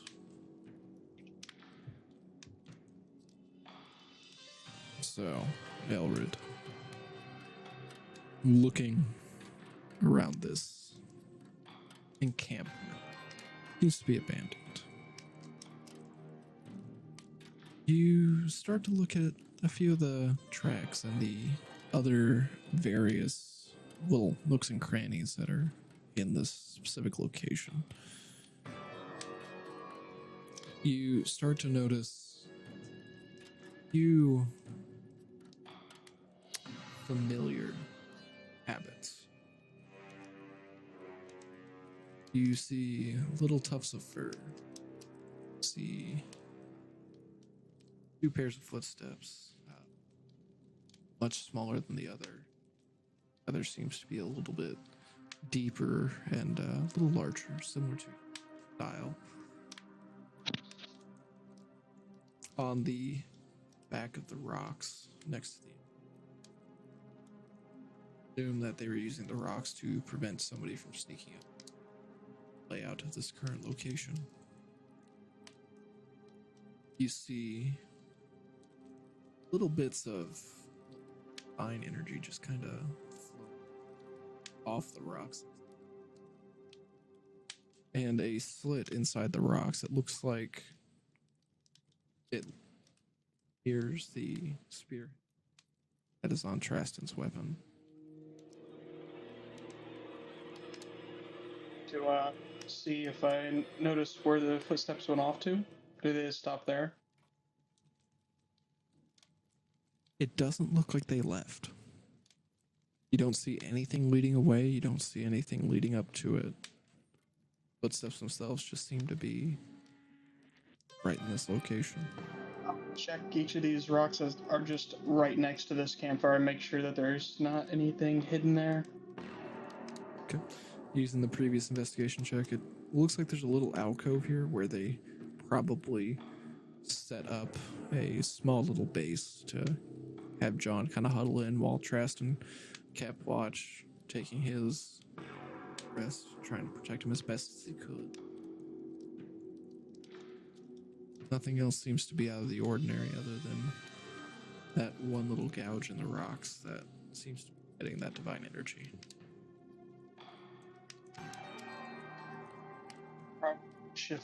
Elwood would probably shift his focus over to the mountainous formation over here. Okay. And probably try to see if there's anything suspicious about this formation, if there's any openings, climb up it, see what else is there. Are you touching, looking, tasting? Tasting. Specifically. Okay. Yeah. No, I'm gonna feel around the rocks. Okay. And Neptune or Anna, are you doing anything in particular? Just can't really pinpoint what the red glow is, other than it looks like a volcano inside. I know I said Neptune, but I meant Leo. Ah. I'm gonna get to you in a second. Oh. Do I notice Elrid looking around?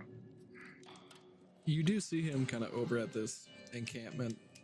Mm-hmm. It's not too far from your location. You see him kind of searching around, kind of feeling up the rocks and investigating them a little bit deeper than, Elrod would normally touch a rock. But Mm-hmm. I'm going to walk up to him while he's touching the rock. I said, Okay. What'd you find there, bud?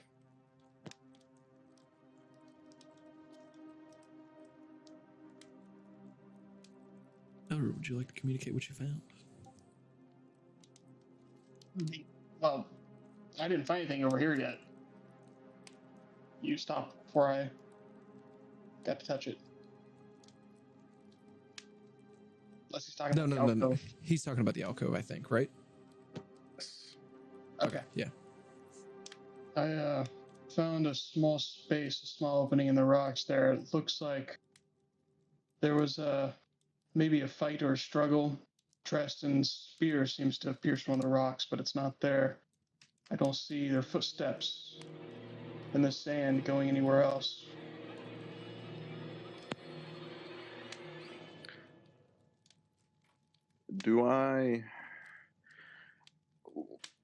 I'm going to try to cast Dispel just over by that encampment.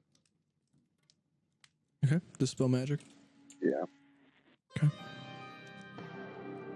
As you cast the spell magic, that divine energy that Elrid was witnessing seems to dissipate as nothing else really changes. Just seems to be that one location where that spear was drove into. Mm-hmm.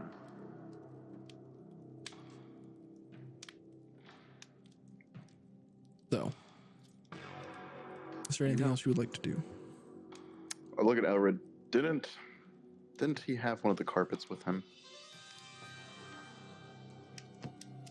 One. Yes, I believe he did. His feet might have disappeared because they got on that and flew.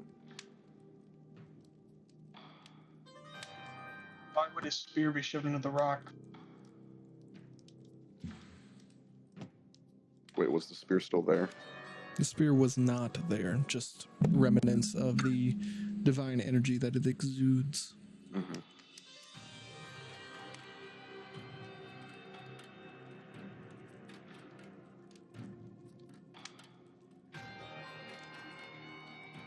I'm sure he shoved it into the rock for no reason.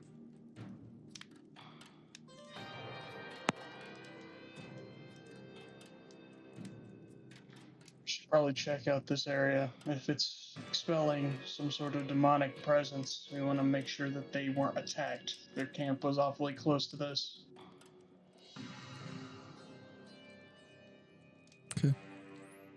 So, on that note, as you guys are making your way over to this volcanoous mountain peak that's just kind of sitting in the middle here, Neptune, in a brief instance, you feel something pulling you towards the center. It is very... How should I put this?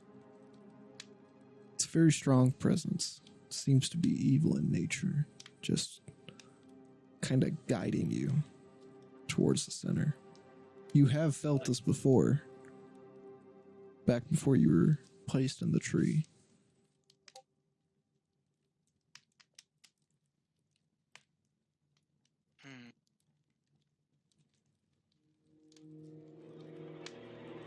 Is like a seal, like something was sealing me?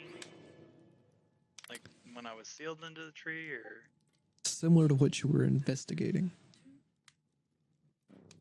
I would probably want to try to fly away from it as fast as not to get away from it. Are you driving the carpet? Last time I thought I was. Yeah, you guys hopped off the carpet as you got up to the mountain pass, and you were investigating around the area where you found the encampment with Elrid. Leah walked up shortly after to ask Elrid what he found, and now they've decided to investigate the volcanoous mountain as Neptune is recalling a presence from his past.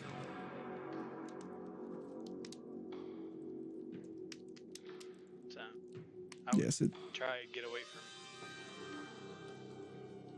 If it's the It same doesn't seem presence I was investigating. yeah, it seems very similar to the presence you were around right before you were sealed into the ancient tree. But it doesn't seem to have much pull on you at the moment.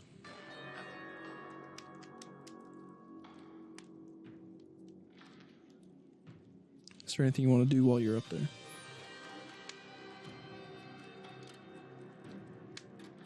No. Okay. So, Leo and Elrid.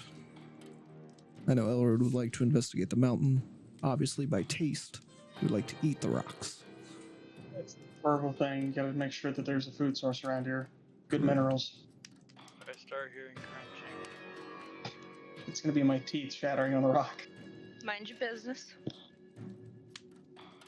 It's rock candy. So, but in all seriousness, how do you want to try to investigate this? Right, if I'm not tasting it. Is you are tasting it? No. I want to feel around the rocks. I want to see if there's anything. I want to make sure there's no magical engravings on the rocks or anything that would lead me to a suspicious conclusion that it's either fake or it's a demon itself.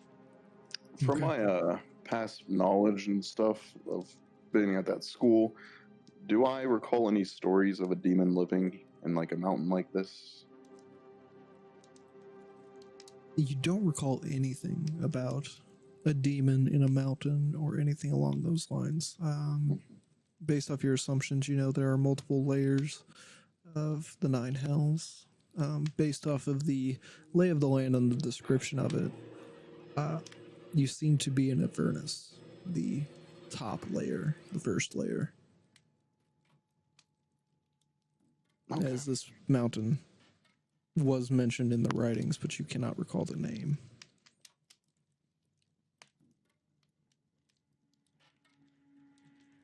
So, Elrid, you're touching, feeling around, trying to get a grasp on these rocks. Yes.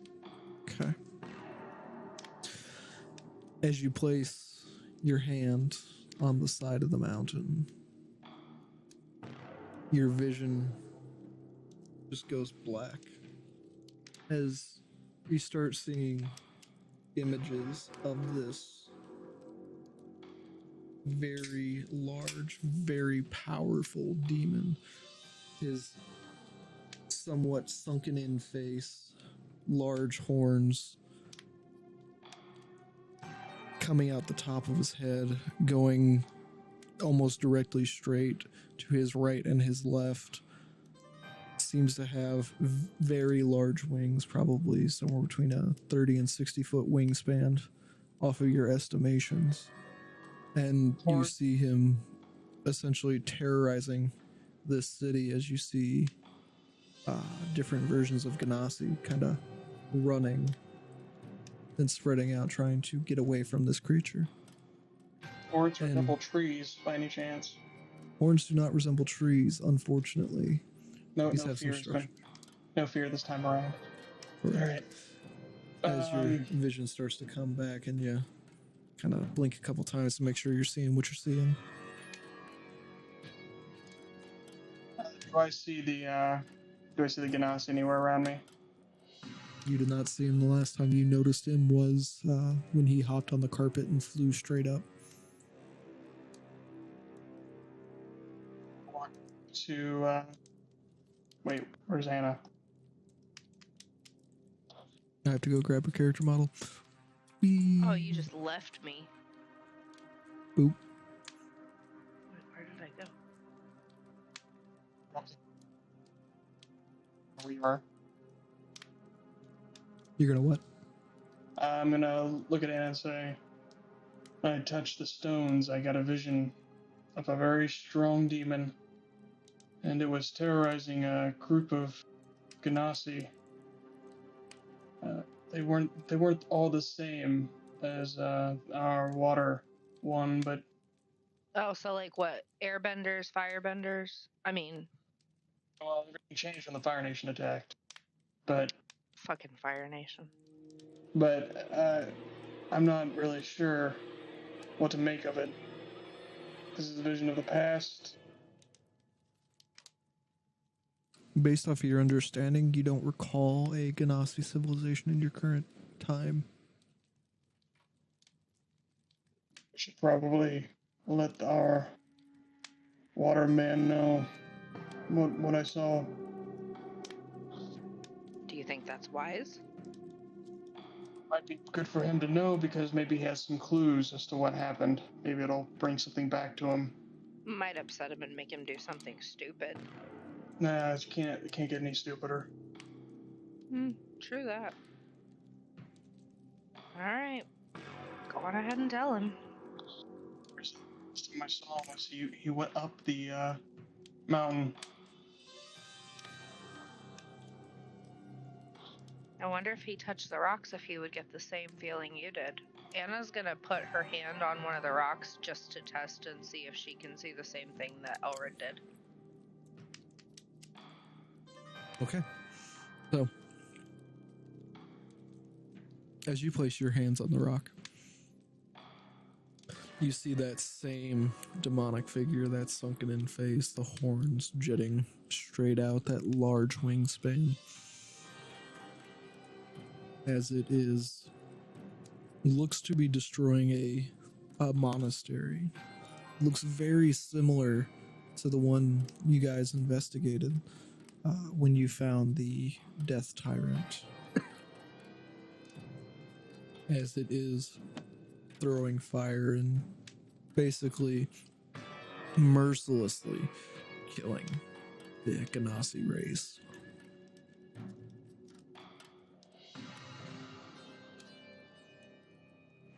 As you take your hand off and your vision starts to return, a little foggy at first, but starts to be a little more clear, and you see Rid standing next to you. Can I tell, based on that vision, if that was the same monastery as the one that we saw? Give me an intelligence check. Oy. She's strong, not smart. 20. That is indeed the same monastery. I'm smart.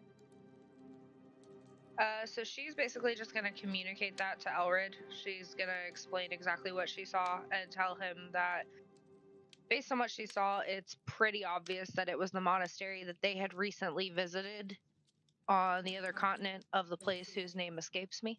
A row west of Dragothan. Where was the Dragonland? Yeah. That's what she said.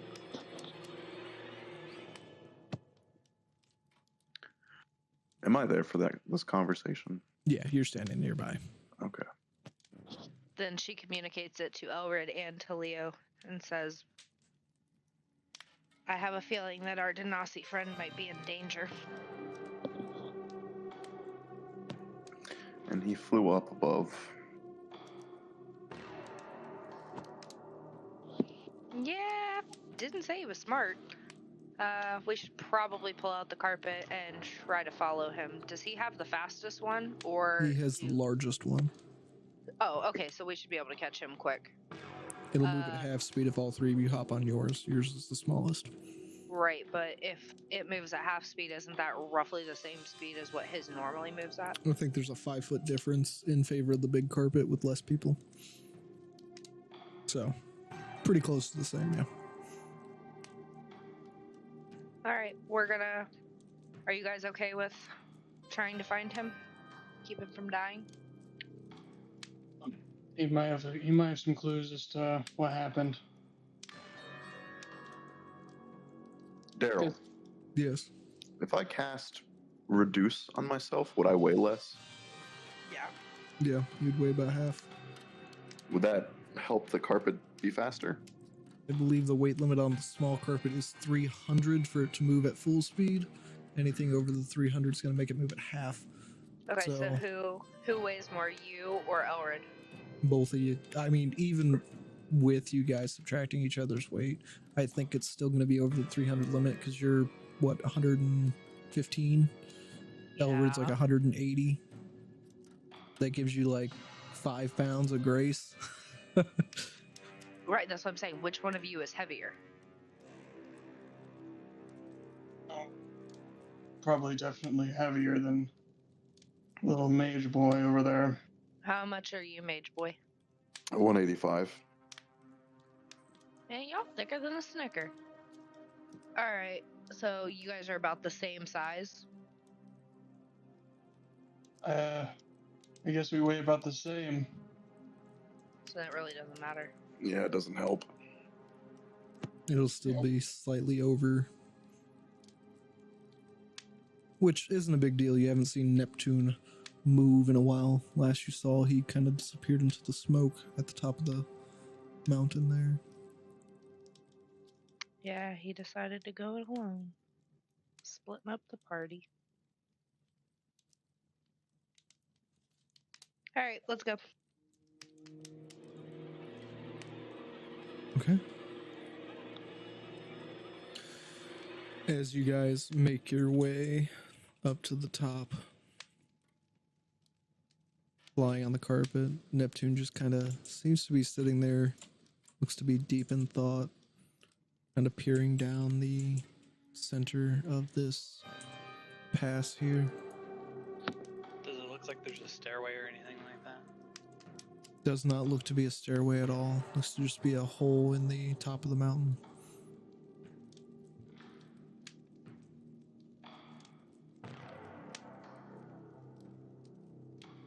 So, you guys pick up Neptune in your line of sight. What would you guys like to do? Just try to catch up to him. If he happens to turn around, try to flag him down, but not be too obvious.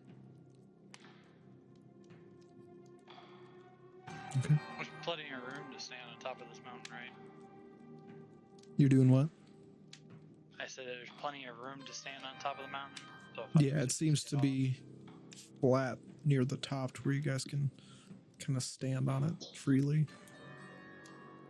Not much standing room, probably about 5 feet in width, to where if you guys happen to take one wrong step, you could possibly fall in. Okay.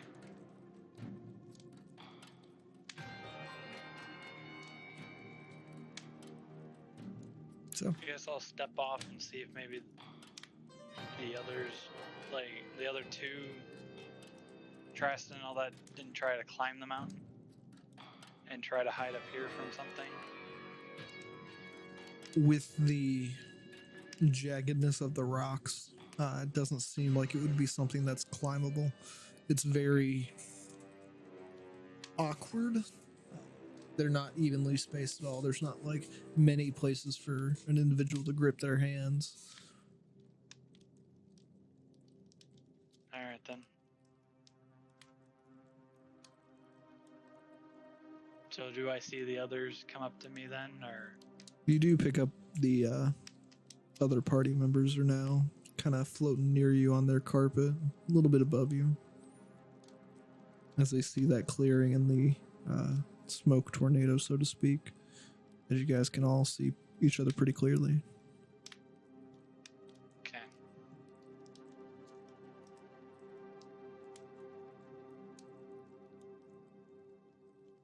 So, what are you guys doing?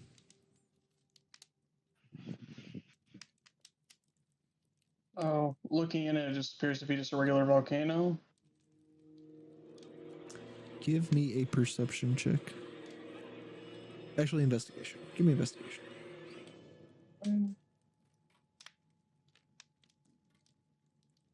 It's going to be a non-natural 20. Okay. Anybody else doing the same? Sure, I've been looking at it long enough. Yeah, might as well try to get a sense of what's going on around us. Investigations. I rolled perception. Hold up, one second. Does that presence feel stronger when I look inside the volcano? 1000%. There she is. Oh no. That's a 17, my good sir. And Neptune, what was yours? I know it was 17 on die. 18 total. Okay. And Leo, are you rolling investigation as well? I am not. Okay.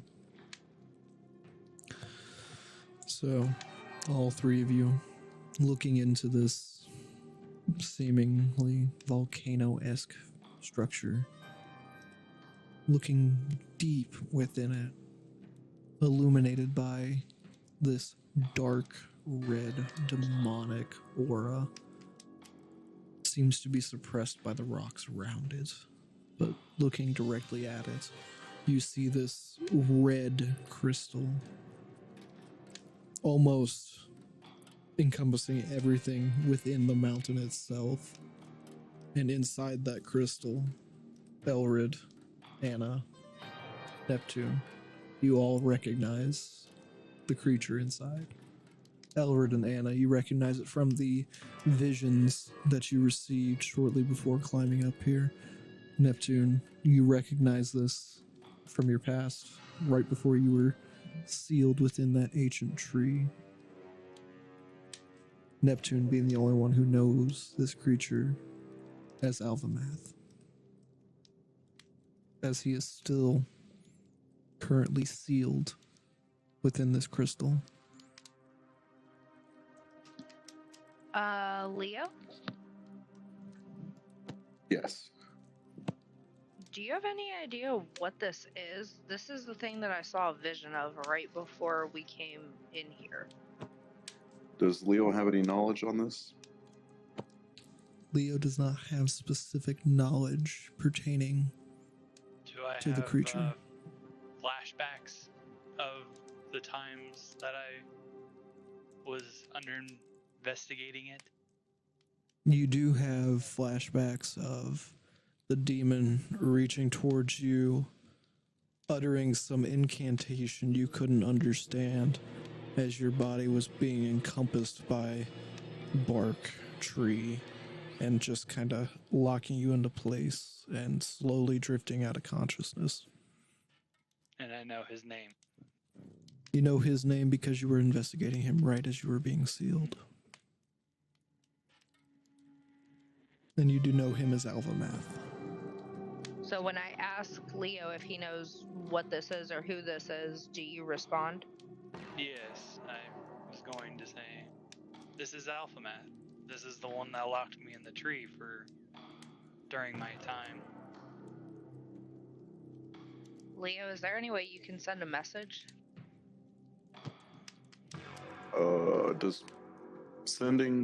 Does that work through other planes? You can certainly try. Let me think. Who do you want me to send a message to, Anna? Tokax?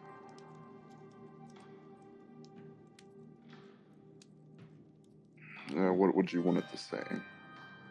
Alvamath's still sealed. John and Traston disappeared. We're searching for them now. Possibly on another plane. Alright, I will send that. Okay. Alvamath is still sealed.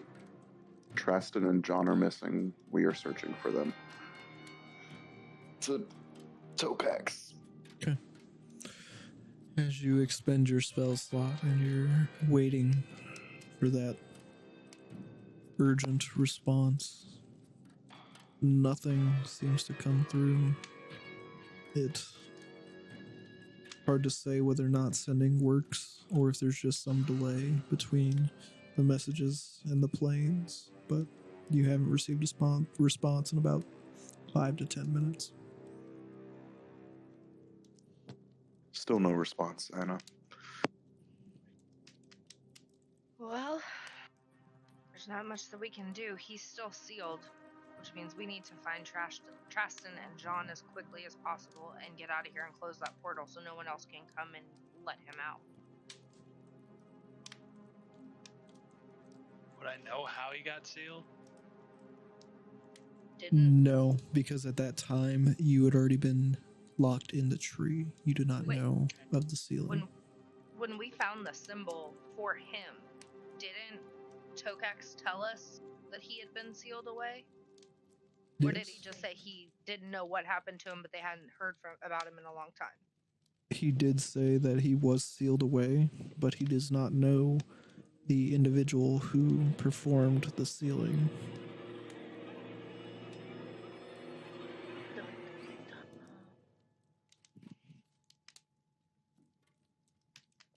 So,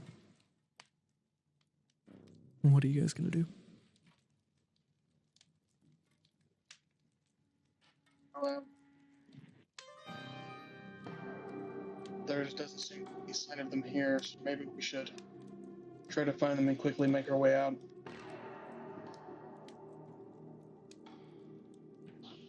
It's probably not a bad idea.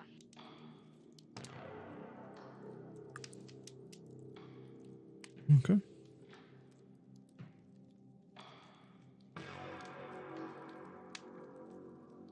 I suggest that we jump back on the carpets and continue scanning the area.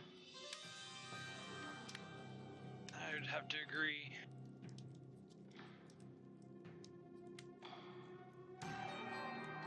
Okay. So you guys are off and back on the carpets, and I assume heading a different direction. Yeah. Okay.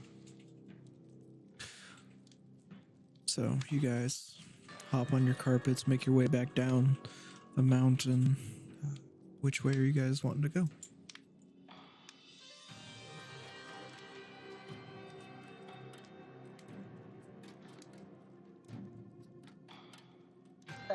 I would probably suggest we should head over there by the little pool with the trees in the middle.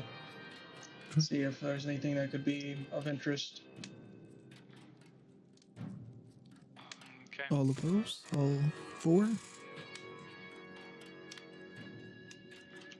Okay. I guess I asked, does anybody find signs where Traston may have been, since I've been busy up there?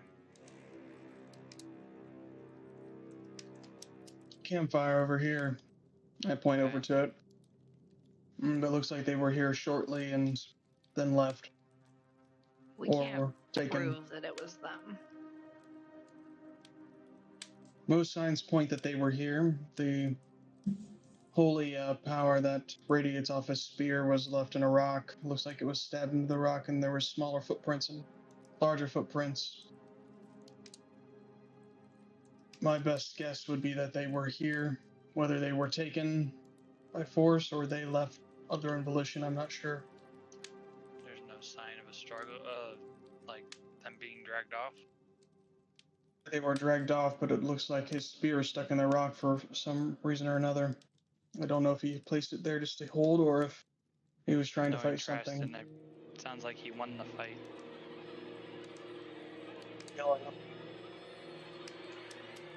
Alright, I guess heading the direction that I guess they would be going. I'm guessing they would go north. Okay. So the little pond area is to east-northeast, more so east than north. Elred said he wanted to check that out. You got a vote for straight north from Neptune. Which place do you want to guys go for? Do you guys want to go first?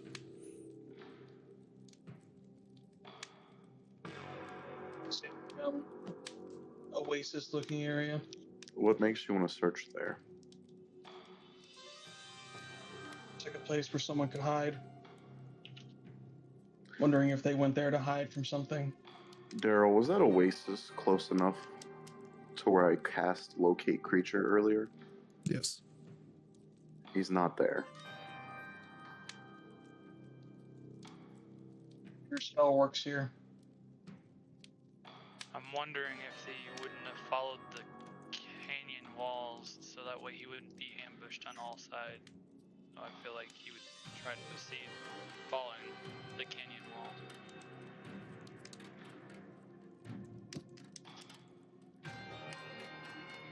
We can go wherever as long as we're just looking for them.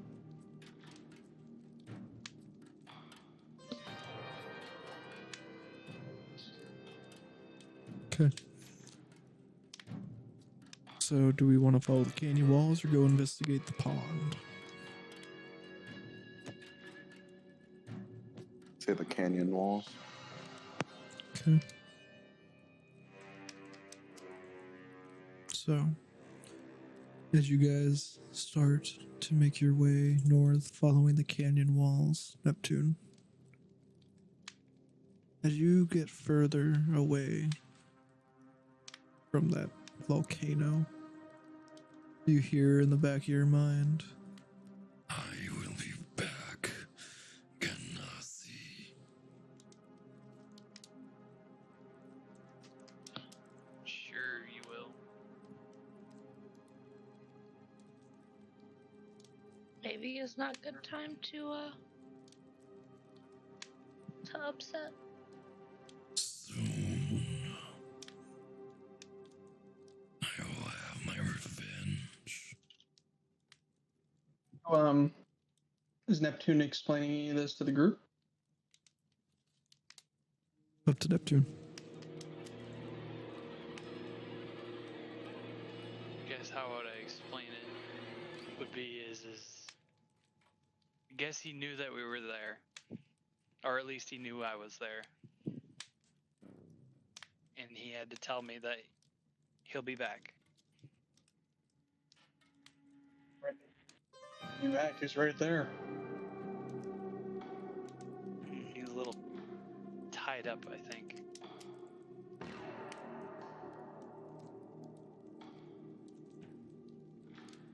Right now he's sealed. I'm not worried about it until there's signs of him trying to escape. And we need to figure out who sealed him so we can keep him sealed. First priority is to get out of here with John and Tristan. I have to agree. So I'm assuming we're following the canyon walls. Onward. I'm gonna try sending a message to Traston. Okay, what are you saying? I'm gonna ask where he is. Okay. Same kind of thing as before. You send the message asking Tristan, yeah, are you nearby? Where are you? That kind of thing. And 10, 15 minutes go by and you don't hear a response.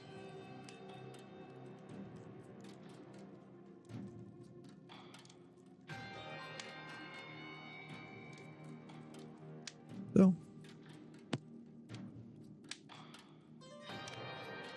Well, I assume you guys are going to continue following the wall, looking around. keeping an eye out for any sort of tracks or anything else. Give me survival check for those looking for tracks. Anybody who's just kind of looking around, give me perception and tell me which one you're rolling for. Survival. Okay. I'm going for tracks. So survival. Well, since they're both gonna go for survival, I guess I'll look for perception. Okay. That's an 18. 18. Perception. Elrid was what? Survival? Mine's 23. 12. Okay. Did you hear me? You said 23, I think. Yes. Okay. Neptune, looking around, you don't see really any tracks that stick out to you at all. Seems to be... They're kind of dissipating with the soft ground as each step that is taken kind of messes with the dirt itself. Anna, looking around, you see lots of lifeless areas. Essentially, the entire area seems to be lifeless. Lots of dead forest areas. Nothing really out of the ordinary following this rock wall formation. Elrid looking around for additional tracks. You catch a couple, but they don't seem to match the tracks that you're specifically looking for. Seems to be more so of a demonic type of nature. It's hard to tell whether it's like an imp, the Garisa that you fought earlier, Minotaur-esque. You see bits of signs that point to different types of demons, but you're not sure which. And they are going in the same direction you are.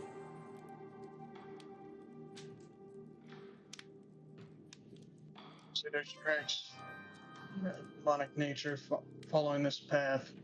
I wonder if they follow Traston and John.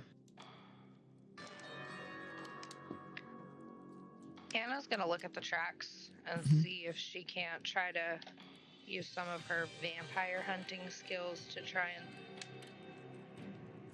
figure out where they went, or maybe even just how many people it was.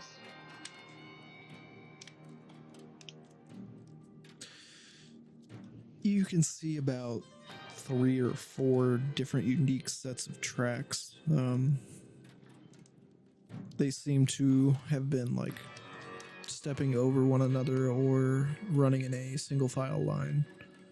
The tracks themselves seem to be left in a hurry. The creatures that left them seem to have been chasing after something, but there doesn't seem to be any other tracks that you can see besides the ones that are demonic in nature. So I can tell that they're demonic? Yes. Okay, and then can I get a sense of how many there were? About 4 unique sets of tracks that you can see. Can she get an idea of how long the tracks have been there? You can probably assume roughly somewhere between 8 to 10 hours. Okay, Anna's gonna say, I think that we should follow the tracks. Maybe get up on the carpet and follow them if possible. That way we're not gonna get ambushed.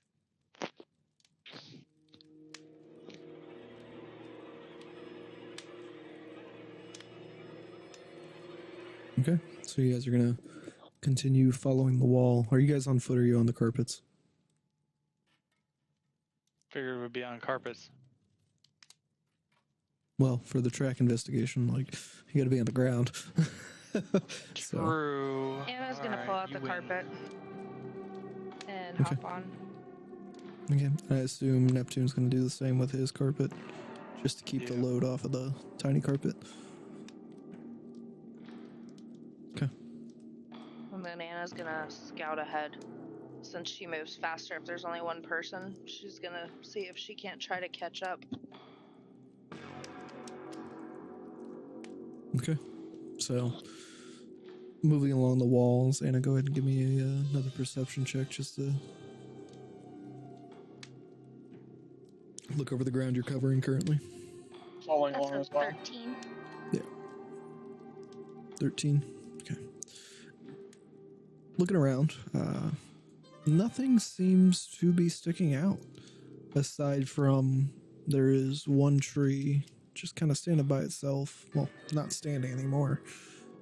It looks like it was recently snapped in half, similar to the sound that you heard when you first arrived.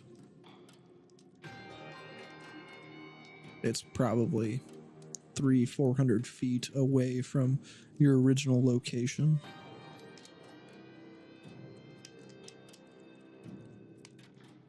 Neptune, Elrid, and Leo following closely behind on the second carpet as close as they can. Are any of you looking out for anything? Leo is not. Okay. Anything of interest? I'm mainly just looking for tracks. Guess I'm just looking straight forward, so I just look for anything in front of me that looks out of oriented, because I'm driving the carpet. Okay. Neptune, perception, and Elrid, survival disadvantage because you're on the carpet looking at the ground from a distance.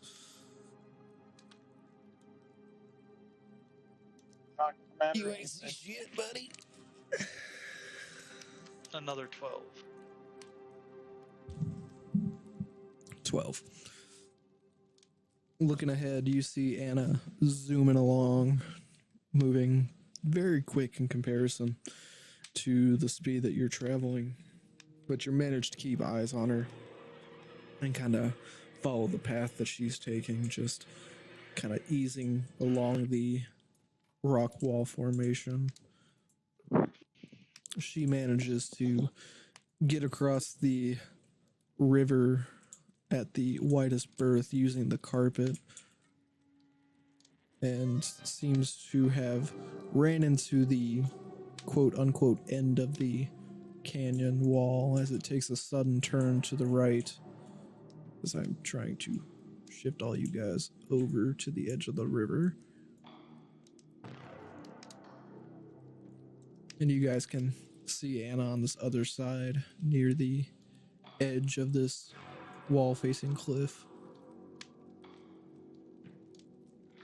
I would like to make the assumption that you guys want to fly over it as well. Yep. Okay. And Anna, are you going to continue following the cliff wall, or are you going to kind of wait for the rest of them to catch up to you? I want to see if I can still see tracks. You're still on the carpet? Yes, but I'm gonna fly down a little bit so that way I can get a better idea of if I'm still following them or if I've lost them. And are you still kind of moving, or are you just kind of stationary right now? She's gonna slow down. Okay. I would still say with disadvantage, survival, just because, height differences and still moving.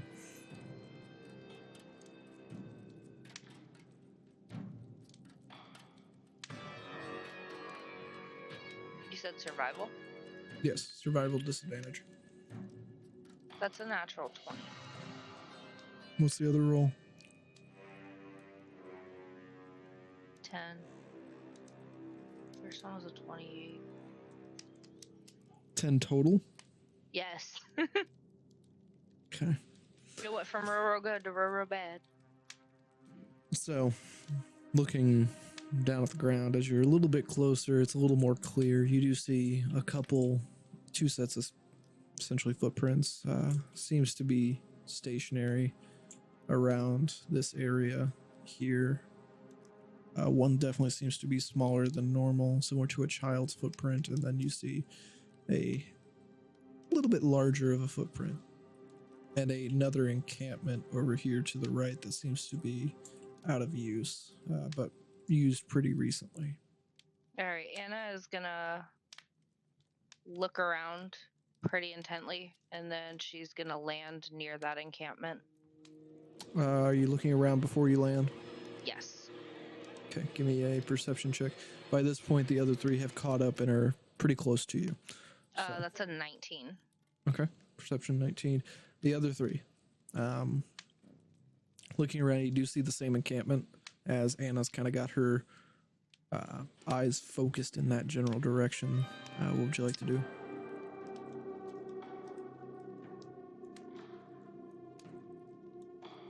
I'm gonna just investigate around, see if I can find anything that might lead me in a different direction. Anything specific? Just Footprints, any pieces of clothes, anything that might have been ripped off, anything that might be of theirs belongings. I guess give me a survival. Neptune. What are you doing? I would just help him. Okay. Either Elrid with advantage or Neptune roll. You guys choose. Why not have him roll advantage? Okay. So, our 25 is the first one. 25 is the roll. 20. Yes. And Leo, would you like to do anything as you are also part of the team? I'm going to try to cast Locate Creature again on Traston this time. Okay. As you finish the incantation, you don't sense anything. Mm-hmm. Doesn't seem to be anywhere nearby or anything along those lines. Anna. Mm-hmm. Looking around, you notice a slight glow near the encampment that seems to be out of use. You've seen this glow many times, as Raston is very partial to this weapon style. You see essentially a link of that spectral chain that links his spear to his armor, so when he throws it, he can get a good yank on it.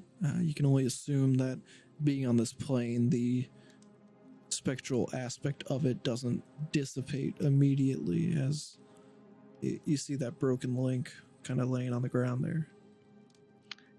So looking at the link, can I see like the direction that it's facing? It's hard to tell because it's almost like a complete oval.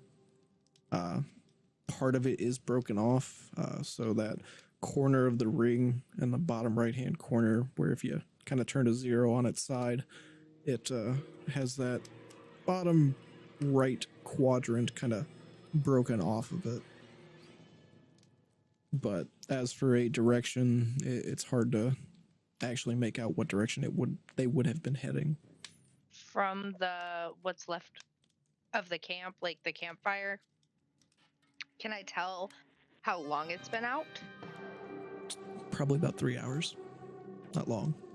So she's gonna turn around and tell the guys, I found a link from Traston's chain, and it looks like this fire's only been out for about 3 hours.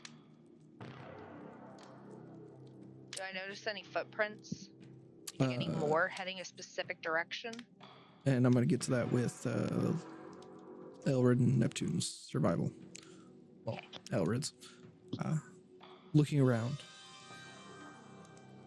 Neptune kind of notices a few tracks here and there. They seem to be primarily around the campfire that is on the ground there, as it's just kind of circling. Elrid noticing a couple of what look like paw prints. Also, as it kind of starts to morph from a half wolf, half human, you start to see like the pad of the wolf and then the elongated fingers, like it's starting to turn back to a child's like hand. And then as it starts to morph back into a full humanoid footprint, also kind of circling around that encampment. Looks like John was here. And judging by the chain that you found, the chain link that you found, I'm wondering if they've been attacked.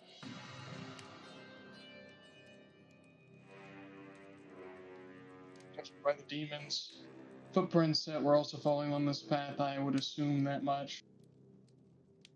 Should be wary, maybe follow along the wall further and see if we can find anything else. Maybe, hopefully find them.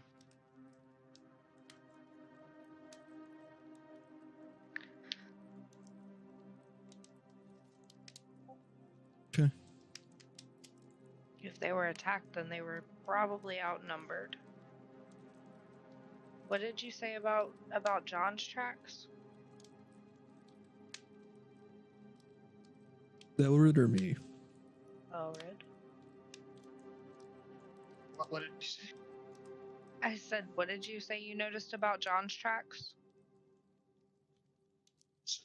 Because it looks like he was transforming as he was moving. Well, it may have helped the odds a little bit. No, back into a human. Ooh. So, well, I guess not human. Back into a vampire? I don't know. His humanoid form. Back into the hybrid. Yes. I guess the best we can do. We didn't notice any blood or anything around the area, right? No, you didn't see any blood nearby.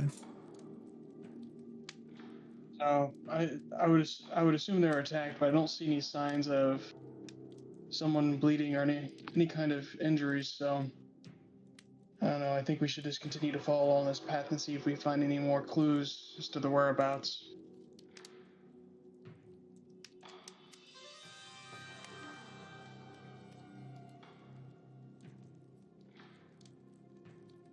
Neptune, in the back of your head, you hear that same voice.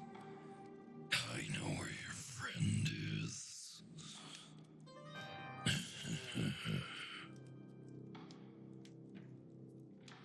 That sucks.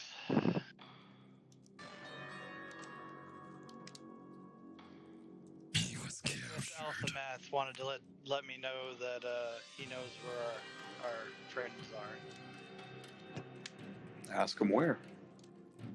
I don't know if he'll reply back. You guys are next. Huh? He said you guys are next. Oh, okay.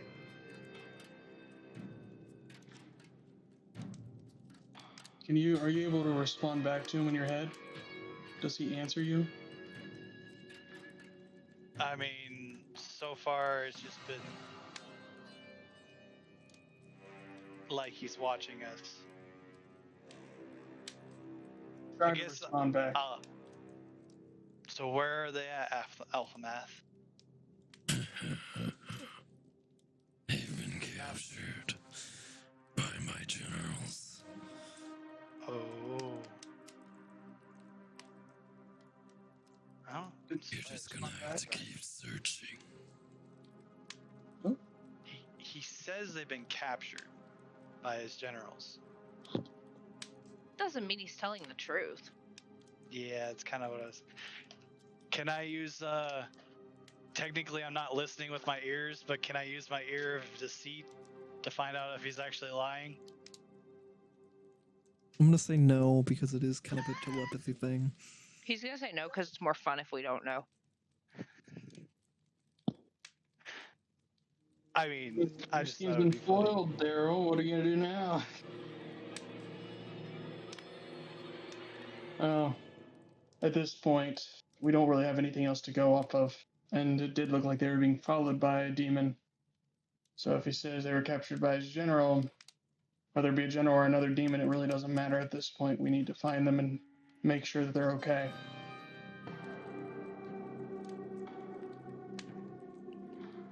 Anna said she wanted to look for tracks again. Yeah. Give me a survival. Yeah.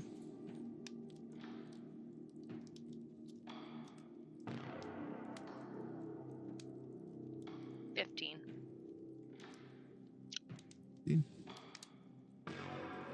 Off to the east of that encampment, you see those same demonic footprints. First coming towards the encampment, next going directly east.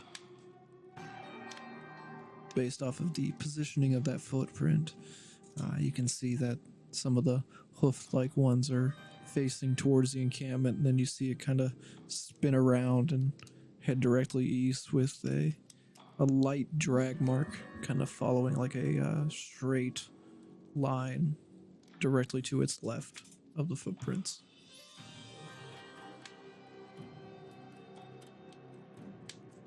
Guys, I think I found their trail, but we need to move.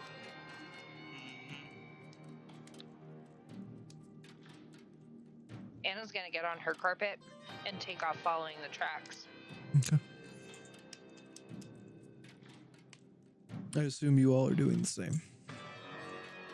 Yeah. He's gonna jump on whatever carpet is available and just go. Okay. As you guys kind Sad of... thing is, I run faster than I could actually. Yeah, you could. You guys make your way... Okay, so the dynasty's running. make your way east, northeast to these...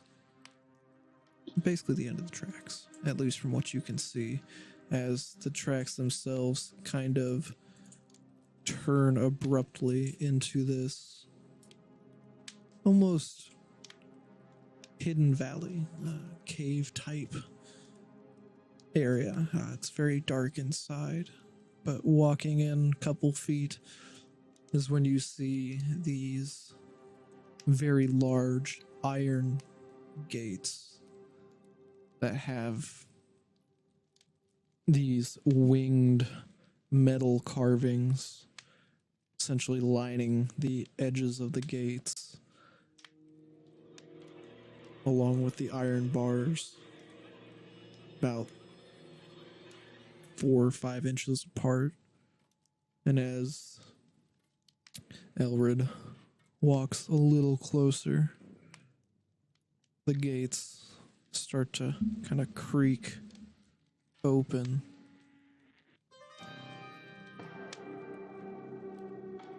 And Neptune hears the voice again. Go ahead. Huh? You Go ahead. And try to find them.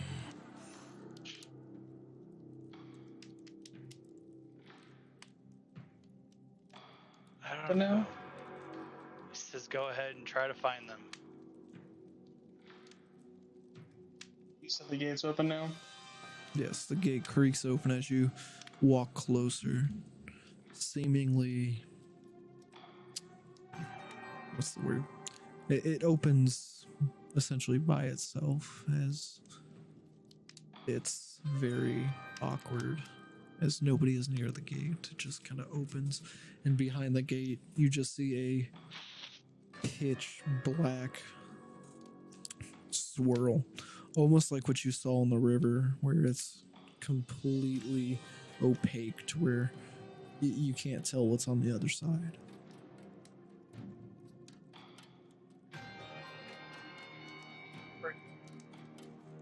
We have to find them one way or another, and this is our closest. This is the closest we've come.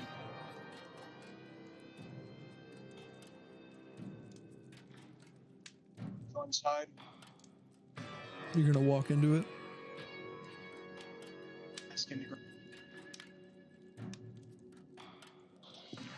Let's go. We're never gonna find him if we don't go in. Charge. I guess I will. Leo follows behind. Okay. As you guys single file walk through this portal, you feel that same disassembling and reassembling of your entire being as you guys start to regain your senses, as you're kind of tucked away in what looks like a back alleyway. You see a couple crates. It's very warm. But looking down the alleyway, you see these, what look like beings similar to the images that you guys saw upon touching that volcano, but much smaller in nature. That sunken in face, horns of varying sizes and curvatures, as well as the same creature that you fought, the Gariso. You see a couple of them traveling. You look to be in some city, kind of tucked away in a back alleyway. Everybody go ahead and give me a perception check.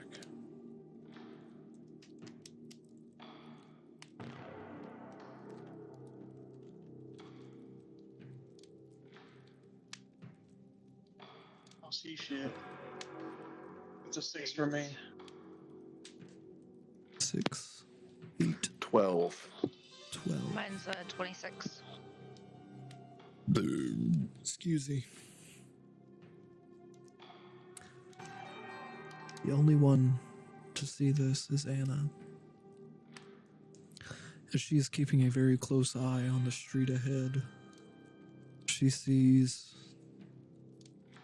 a much larger, fiendish appearance holding on to a chain that seems to start where his hands are held, kind of drips down a little bit, and kind of goes back up as she sees a humanoid figure come into view. Seems to be completely stripped of everything that he owns. But she immediately recognizes it is Traston. Following behind him is John. Chains around their arms, their legs, their necks. Traston seems to be bleeding pretty heavily, specifically from his back and legs. So looks like he's been whipped into shape, so to speak,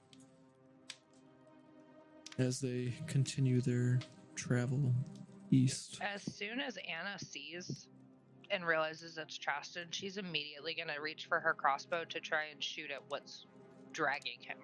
I will give you one chance here. That's not the only demon you see.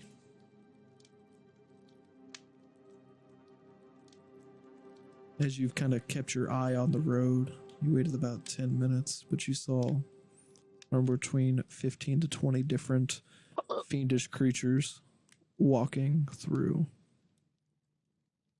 that same little road. Oh, so it's a whole ass party. Not necessarily party, but you're in a city. We're in a demon city. Yay. We built this city, huh? I can't do that. I didn't know demons had cities. Apparently they're working on being more civilized. It happens. So, Do we need to switch maps at all, by the way? not at this time. So, is there anything you guys would like to do? None of us saw it, right? None of you saw it, only Anna.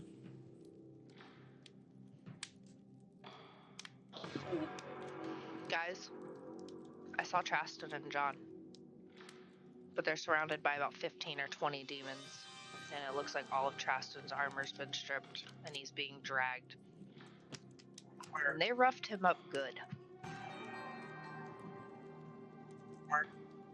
Did they drag him? Heading east, Yes. right? Now that she says that, do we see them?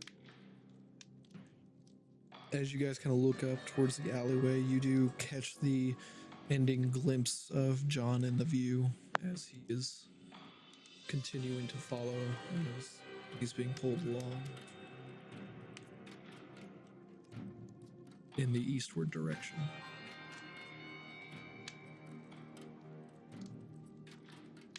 How far away are they? They're probably about 60 feet. Is it dark? It's illuminated with a very ominous red glow throughout the entire city, seemingly no shadows to even view. It seems to be completely devoid.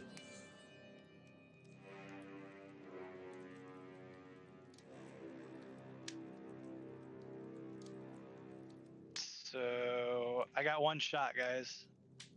Want to take them or not? There's 15 of them, and there are 4 of us. That's just Yeah, the number but what you they saw can't- pass. What they can't see can't hurt us. There are also 5 different locks on each one of their appendages. One Are around the they neck, chained 2 to on the... him? Yes, they are chained to this demon that is kind of dragging them along. They aren't following willingly. They have chains around their hands, their feet, and their neck. I'm not sure what we can do. Honestly, I think we're completely outnumbered. I don't think there's anything we can do.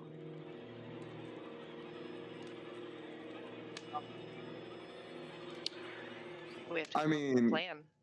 I could do something.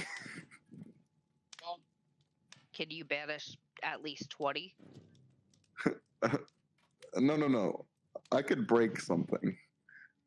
I can make it a bit harder for them to see.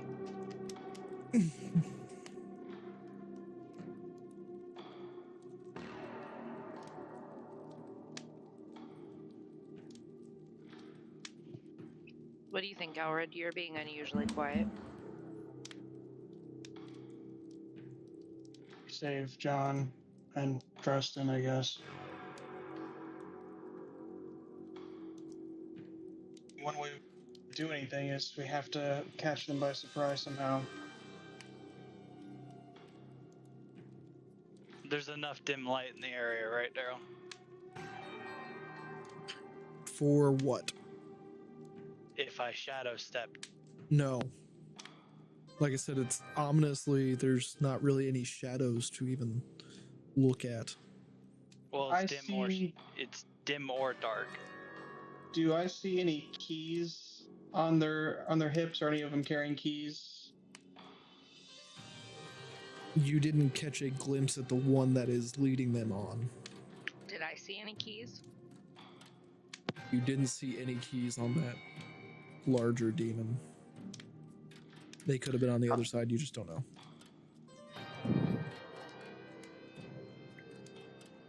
And Wolford was going to say something. How many people can I turn invisible if it's level 5? Does it say it increases in targets? Yeah, at every level. How many? That'd be 4, right? If it increases by 1 for each level, then yes. And I'm just there's gonna 4 make of sure. us. I don't know what we could do, but we could go invisible. If we can go visible and then break the chains that are holding Tristan and John, then that's really the only thing we can do. First priority is to get them free. Then we can choose if we want to escape, if we want to fight. But I don't think Tristan is in any shape. Chasten's not going to be able to fight. All right. So He our looks best, completely beaten down. I can our get us best out of here. plan. Yeah, if we can just get them out, then we can rely on the mage to get us away from this place. We could always use the magic carpets to fly up and over them. I don't know what kind of abilities that these demons have. Might be able to see invisibility as well. No, we're probably going to die. So yes, invisible will hit all 4 of you. That's why you're the optimist of the group. Realistic. I think we should go invisible and try to free Tristan. How long will invisibility work? If it's an hour. Let me double check.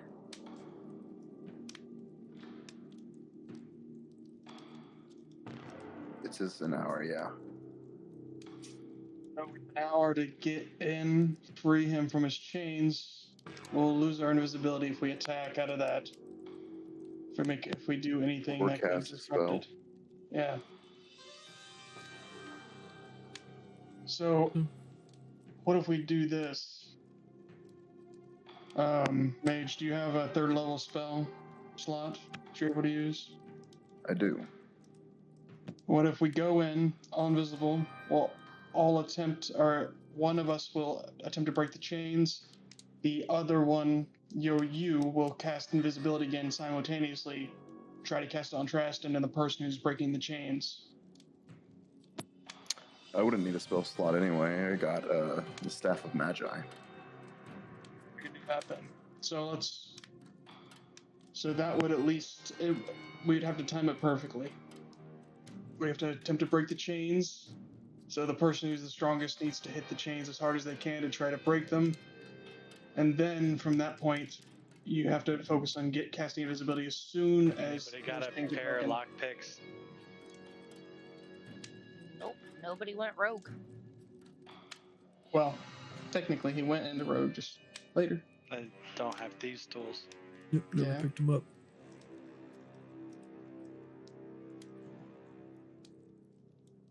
So, what is your guys' battle plan?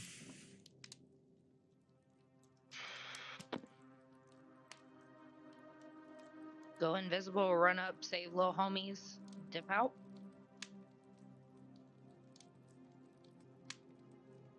Can do. I mean, we make plans and everything goes to hell anyways, so. I say the invisible part's pretty good. I like the invisible idea.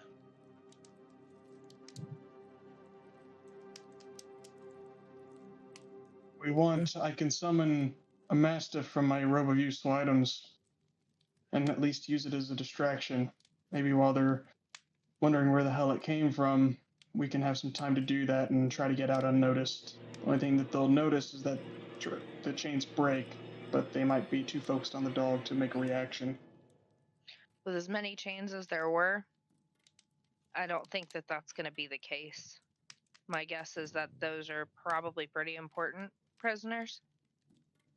Otherwise, they wouldn't have them chained down the way that they do. Alright, last and final option. Leo, you're gonna go in there, break the stick. The end. By yourself. Kill everybody. Nah. That might kill Trashton and John as well. No, I'll get. Yeah, but we'll get away. Yeah, I'll get John. But Trashton I'll can get figure it out. John. Traston's an adult. His time's up. He knows what he's about. He's an adult. He can take care of himself. Max is like the one weekend I go out of town. All right, so let's do this. Let's do this plan. This is all we have right I've now. got an idea. If we get them free, I can cover our tracks.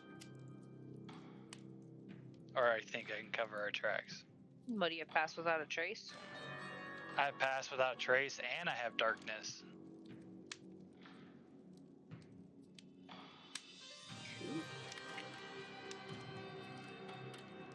But I can't do both. Darkness is to make them blind, but that blinds us too. Even on dark vision? Yep, Can't see darkness. through magical darkness. Yep. Well, The only ones that can do that are a specific kind of people, but I'm not mentioning it right now. Oh, I'm aware. Damn him.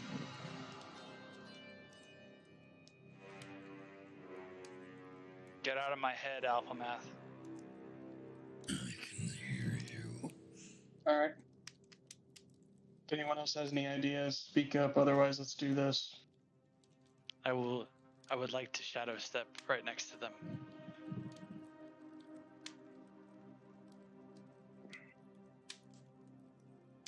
Why? Invisible, by the way.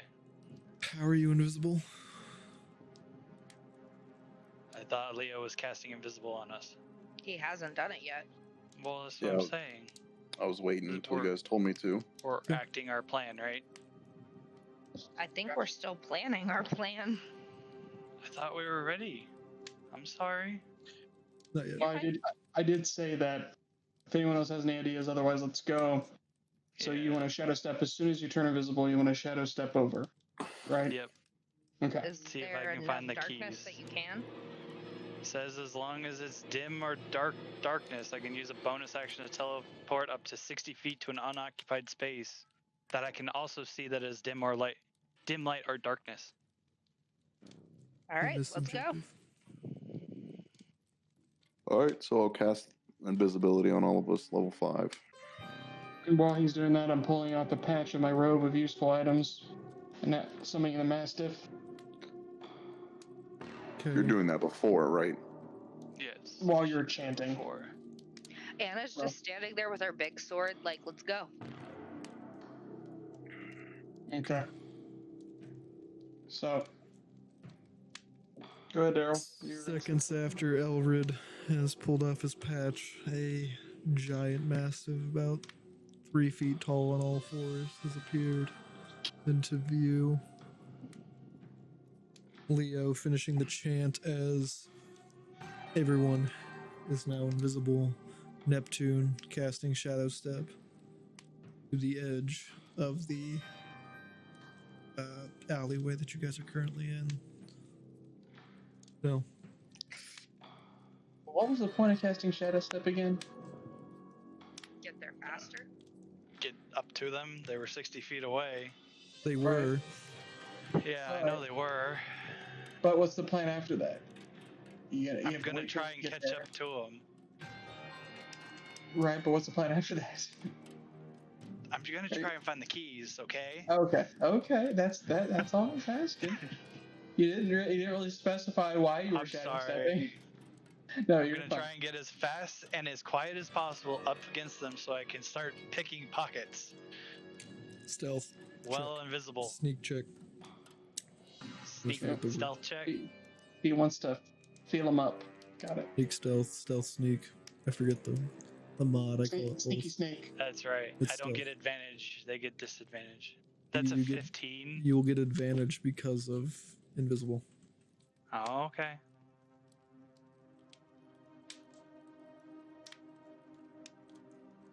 That is a 22. Okay, feeling pretty stealthy. Anybody Before- else? So before we continue, I'm gonna use the restroom real quick. Okay, let's take 5 because I also need to address a restroom. So we will be right back. And we're back. The party has decided to cast invisibility on themselves. Neptune has decided to go ahead and use Shadow Step to get closer to John and Raston as they are being drugged by a looks to be a pretty large demon.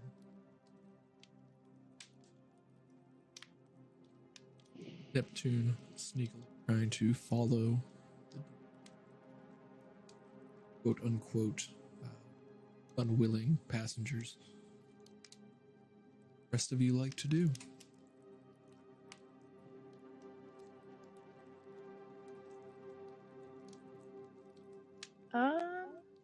Well, Going to try to break the chains when we get close enough, but that's pretty much my only plan right now. My Are you plan's to stronger try to than get I am? keys. Well, I can't. I don't know if I can really ask you your strength. You can, just not on the chat. It's part of our strategy. We're trying to figure out who's going to break the chains. That's not metagaming.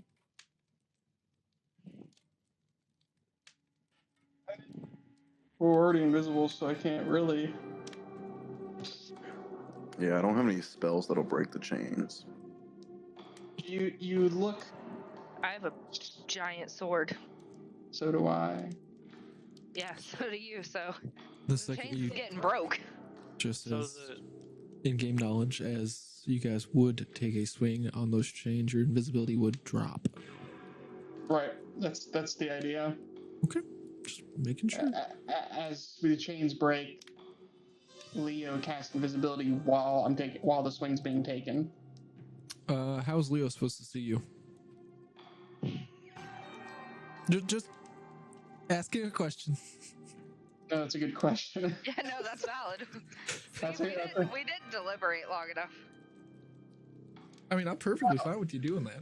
Now, it's fine. Everything will be fine. does detect magic Total party kill. Everything's fine. We'll be back next week.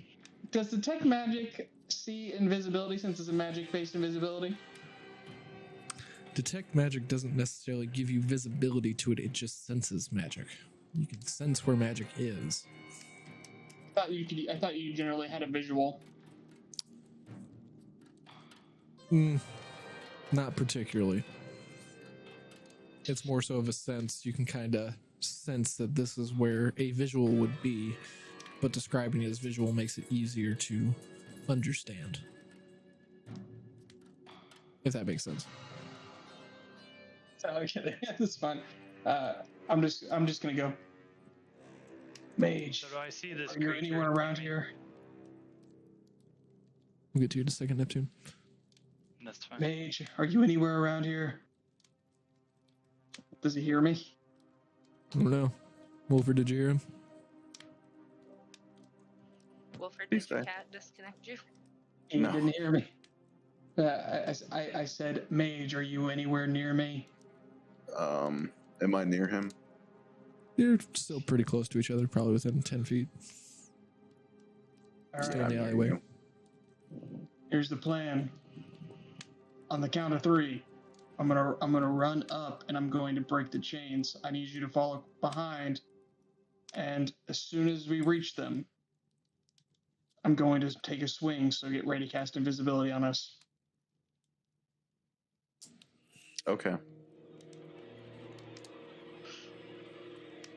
We can do that.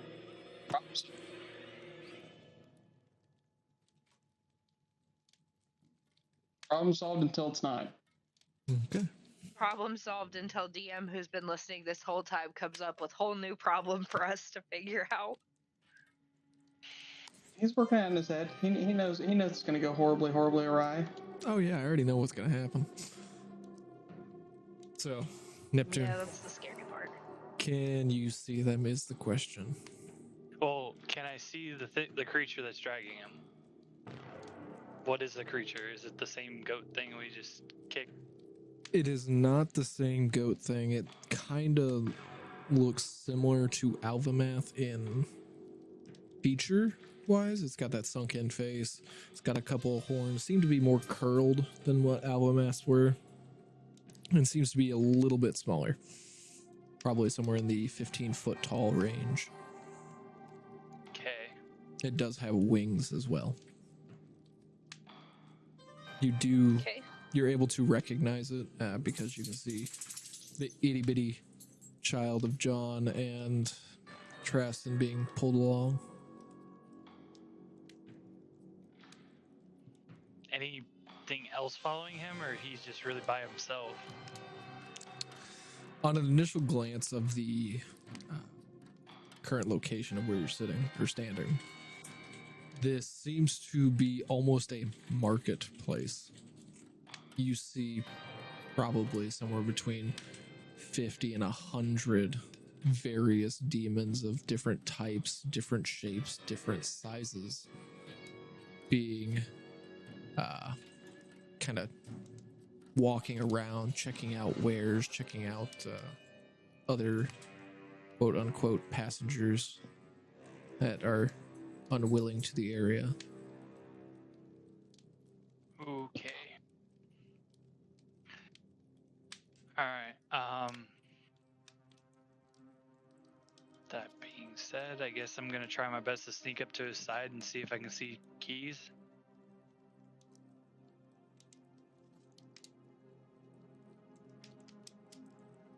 Trying to get up there, moving as quickly but as quietly as you can. And I got a view on the right side profile since he walked east with the right side facing the alleyway you guys were in. You don't see any kind of key ring around his belt. Seems they are probably stored in a different location. Okay.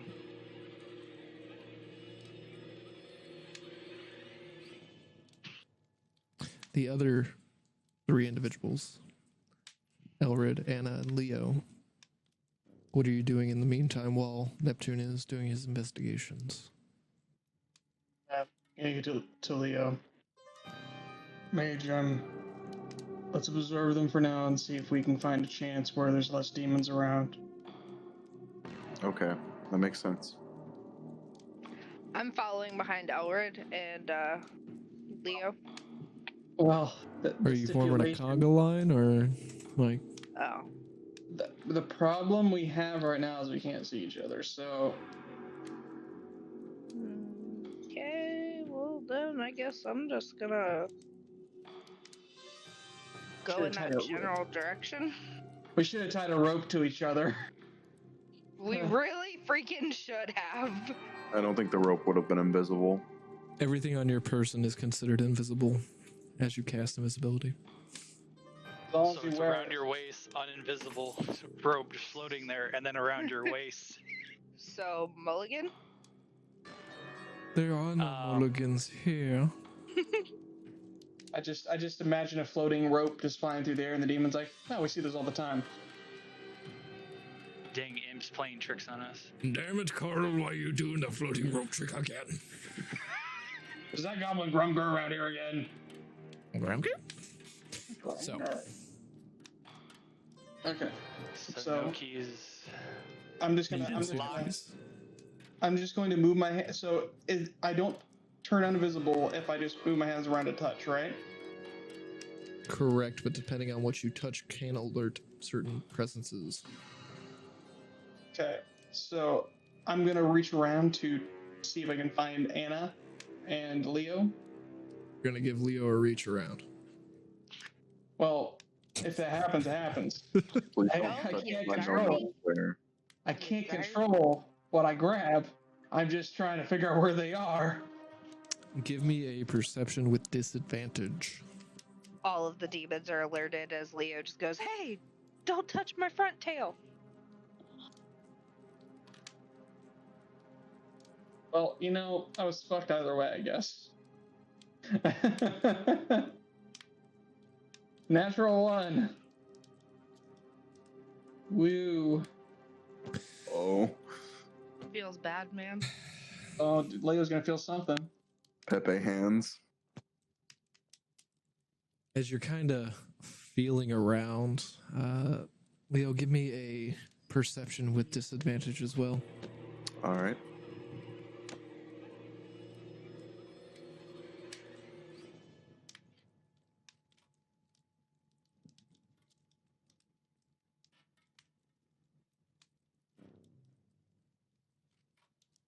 It's an 8. On that one.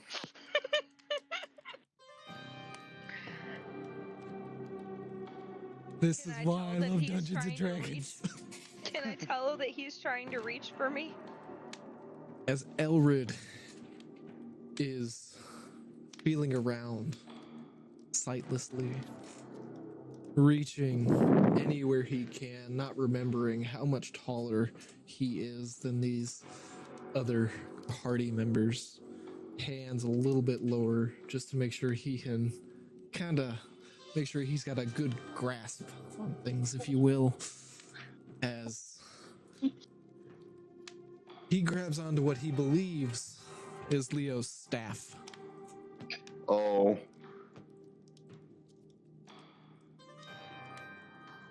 That That is not his staff. Is that a staff in your pocket? That is or you his have staff. to see me. Why? First question. Why does it feel like a staff? Because he's excited. I got a schlong, bro.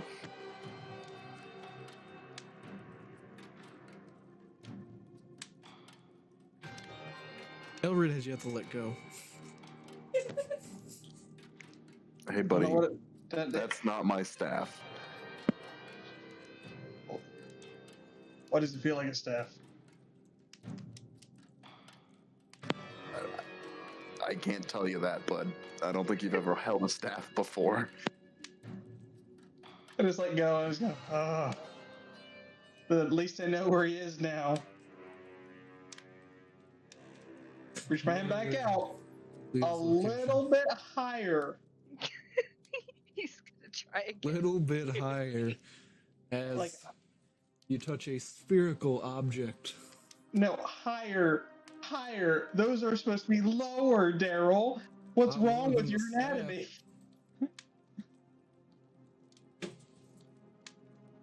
As Anna starts to get the feeling of being touched, very not nice place.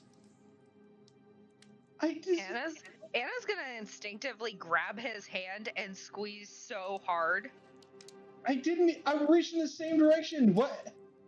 Does Anna have a staff? You got turned around after reaching for the staff. You grabbed a titty. Your perception was not well. You thought we you were allowed to looking the say same titty? direction. You grabbed Part of the upper breastplate. boob area. The upper boob area. All right. Well, you both know where I'm at, so just grab Anna- onto my back. Anna's gonna squeeze his hand really hard and say, "Grab it again, and I'll cut your hand off." It wasn't on purpose. How long does this transpire? She knows it wasn't on purpose, but she's About still mad. 5 minutes or so this goes on. Okay, at this time I'm looking at kind of like maybe the stalls or something I can use as a lockpick. Give me a perception. A lot of groping going on back here, and I don't. You not said it's a fan. marketplace, so I'm hoping. Joe, I'm telling your girlfriend.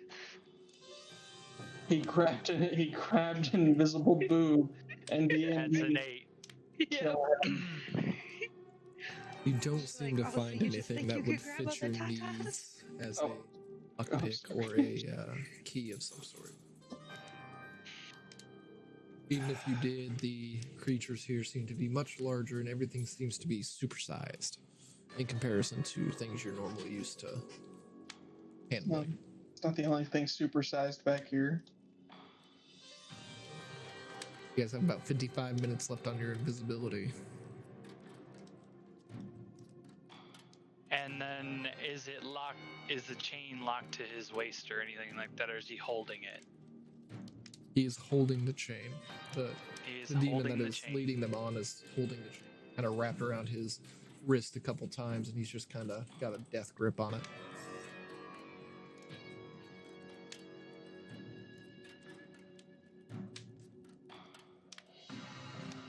Anyways, while How this is far away transpiring, are we from the other part of the party? I was gonna say, anyways, while this is transpiring, I told them You're both about to grab 30. onto my back, and we're gonna start moving forward. You're probably about 90 feet away from them. 60 for the shadow step, and about 30 walking forward as the demon and his followers, so to speak, are, being pulled along. Grabbing a boob, first a dick, then a boob in the same 5 minutes is a weird experience for Alred.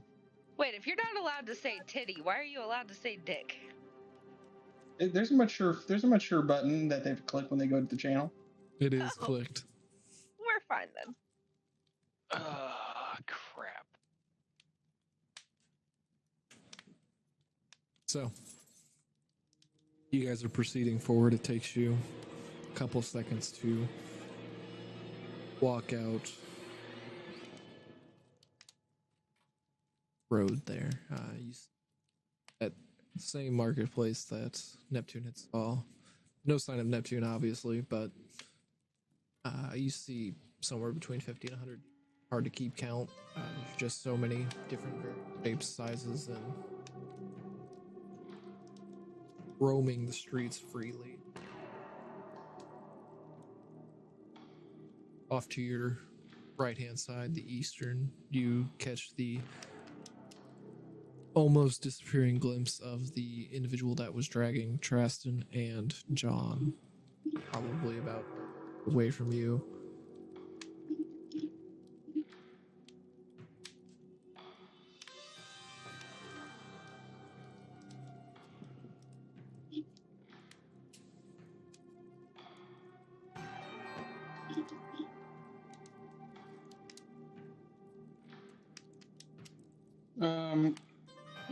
We're still moving forward, trying to locate the demons, making sure that we have a good grasp on where they're at. Make sure that we see Traston and John.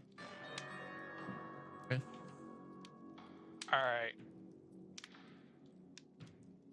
Dang it, All right. I have another idea, and I don't know how I'm going to communicate it to the party. So far, I know I'm just by myself here. You're 100% by yourself. Woo! No pigeon. So, And it's just Neptune. Traston and John all just on the chain. That's it. Yep. Can I see Traston at this point? You can make out his silhouette. He is a good bit of ways away from you. Gotcha.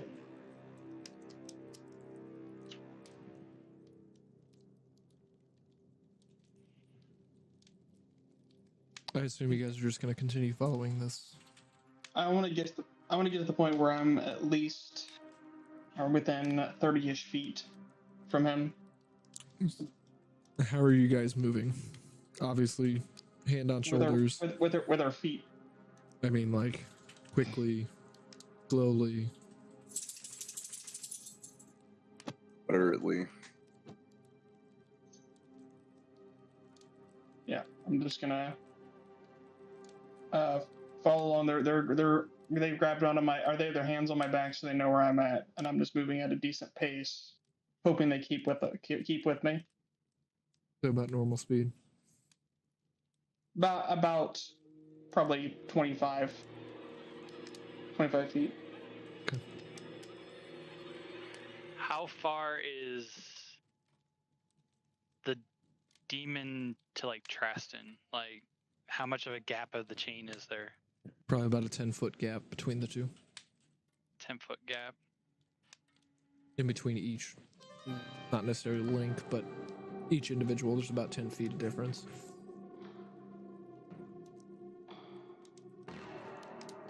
So, Elred is moving a little slower than his normal speed, trying to pace. And as I know Being of, the demon hasn't even noticed me there, as far as you know. as far as I know. You can move a little bit quicker. Stealthy, so.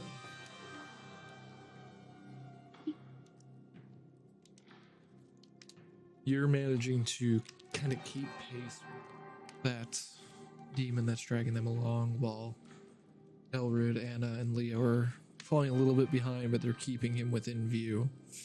Do I have an idea of like where he's going? You don't really have a clue on where he's going. Moving relatively quickly, trying to get ice to a location, more than likely.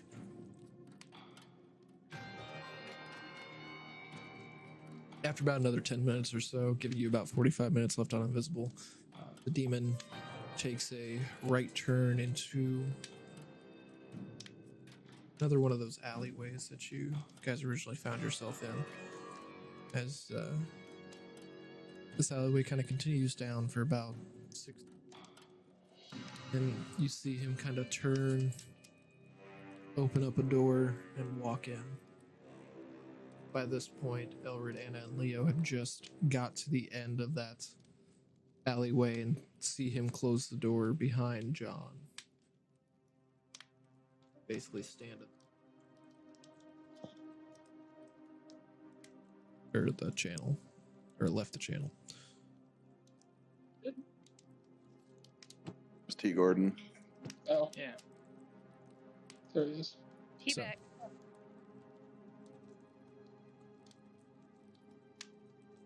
Basically, I you guys also are screwed up standing. your video. My bad. You guys see him close the door. Neptune just kind of waiting in the corner. Doesn't seem to be anybody else down this alleyway, but pretty decrepit, like a rotten wooden door. Keep any unwanted individuals from walking in.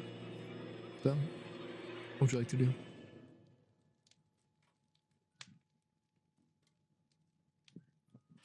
Am I within 25-ish feet or 30-ish feet from Traston yet? He went through a door. Mm.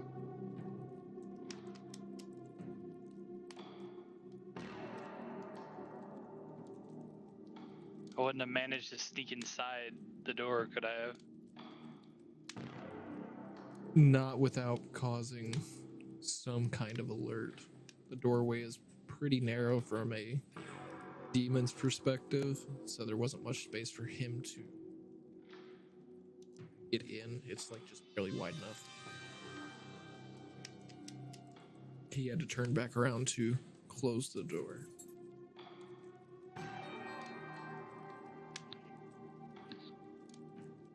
Casting an innate ability, break stealth. What innate ability you talked about your echo? No, not in particular. Mage hand. Technically it is a spell, so yes, it would break it. It is classified as a spell. There is a verbal component of it.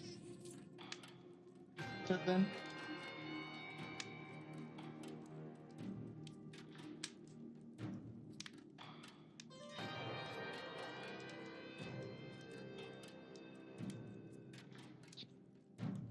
So, what do you guys want to do?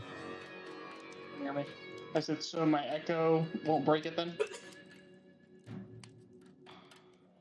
Your echo would be visible, but it wouldn't necessarily. Could we have the echo attack? Don't worry about that. Probably Back not what? due to So if I summon my echo and attack the door, would that break my invisibility? because you're attacking through your echo. I believe the functionality of the echo is essentially you trade places with it for a second, make the attack, and then switch places back. So technically you're attacking through it, so I would say yes, that would. I believe that's the technicality on it. Yeah, but it's more fun if it doesn't. I mean, you guys are in a secluded alleyway right now. There doesn't seem to be anybody or anything walking by aside from the one demon and his 2 merchandise. So, up to you guys how you want to handle that. So technically, my echo is ethereal. So Correct. I guess this is up to DM rolling because I'm not sure how you'd feel. So if I summon my echo and had him move through the door, then traded places with him, would that break invisibility? Ethereal doesn't mean... I don't think it's the same as spectral. I don't think it still has object permanence, I believe.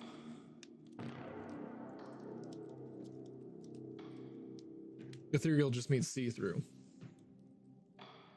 But it also doesn't. Yeah, I was gonna say it doesn't really like in the ruling. At least it can move in any direction. But I guess that the ethereal really doesn't specify that it can move through objects, because considering a physical attack directed at it will break it.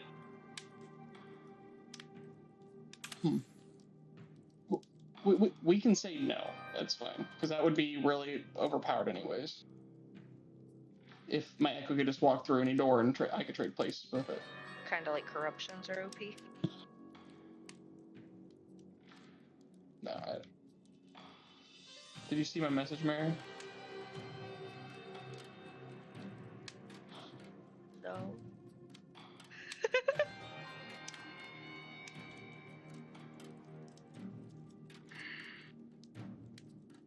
Yeah, I don't know. I'll have to do some research on the word ethereal to figure out, You should if put that in the gives chat. it that non... We can. I was gonna say we can just go with no, I would because say again, no for now. May change later, but I'll do some research and figure that out. So Do I hear like the footsteps are away from the door now, or Give me a perception check.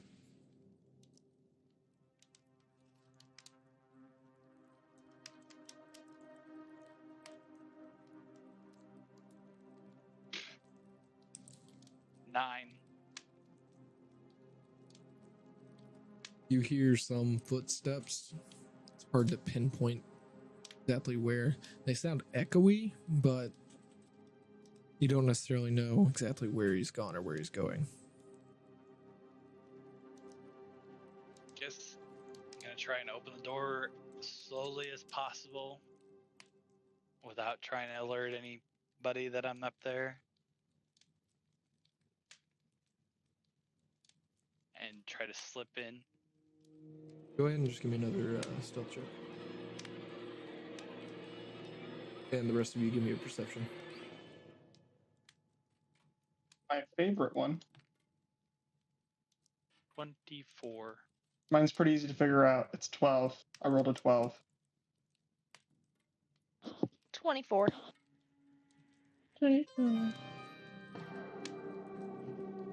So, in regards to your echo, yes, you can do that. Oh, really? Yes. Because essentially the ethereal... Your echo is on the ethereal plane. It can only be interacted with things on the ethereal plane. And so it can pass through the door, and then essentially you transfer yourself to the ethereal plane and basically do like a rotation where You come out of the ethereal plane into the material plane. So if you want to do that, you can. But that will, on the switch, that will switch or turn off your invisibility. Because you're moving into the ethereal plane, becoming ethereal, and then moving back to material.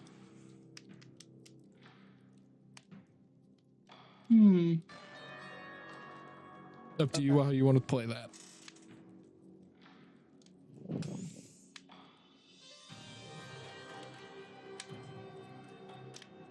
I'm gonna go with no. Okay.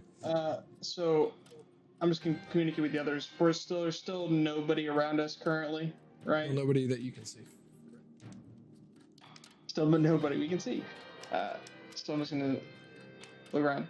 Should we wait until someone opens the door and try to slip past? Or should As we you take a utter chance? that sentence, you start to see the door kind of creak Stop myself immediately.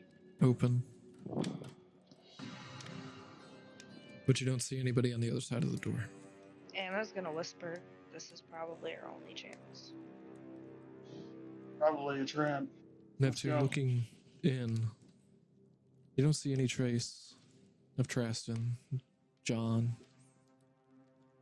or the demon. Initially Empty looking. room. It seems to be a kind of living space. Straight ahead, you see a staircase, and looking down that staircase, it's just pitch black. Can't make out any details or anything. Well, I can't see down there.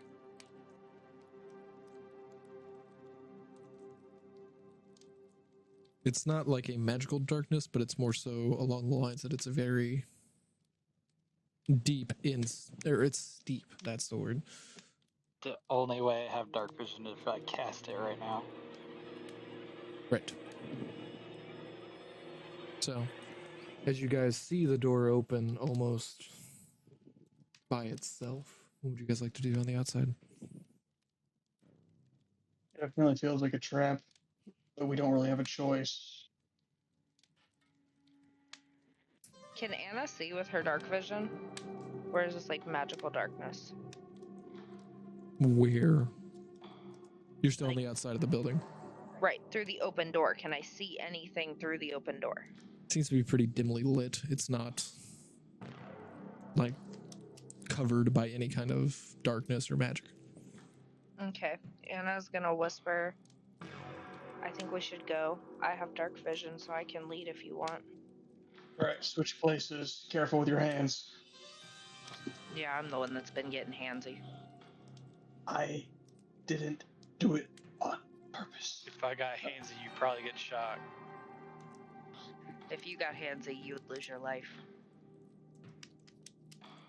So, Water van.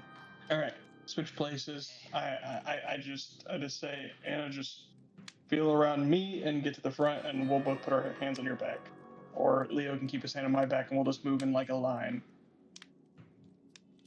Anna's gonna, since Anna's like, does she have her hands on your shoulders? Or is it more like holding hands, or what are we doing? you have Right your now- hand on his shoulder. Yeah. Okay, so she's gonna slide her hand down his arm, and then she's gonna lift his arm so that she puts his hand on her shoulder. Okay. Okay. And then Leo's got his hand on my shoulder.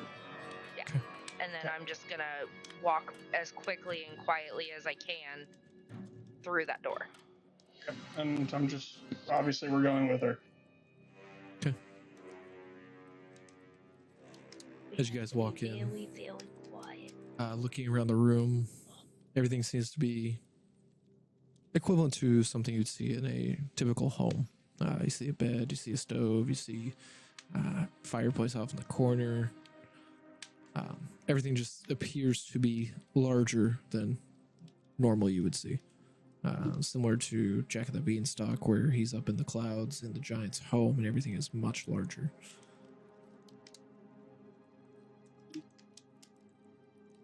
Looking around, you also see a staircase. You don't see any sign of Traston, John, or the demon in the area.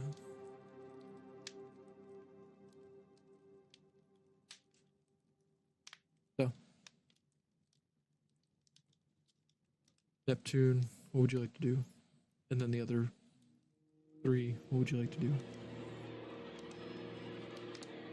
No, like tracks leading straight down the stairs, or Seems to be a kind of cobblestone flooring, so it doesn't really leave room to make tracks.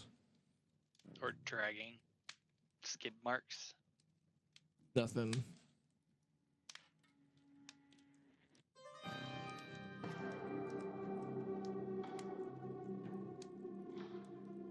Investigate the room a little bit, make sure that I'm not missing anything that could be That's an indicator. Okay, give me investigation.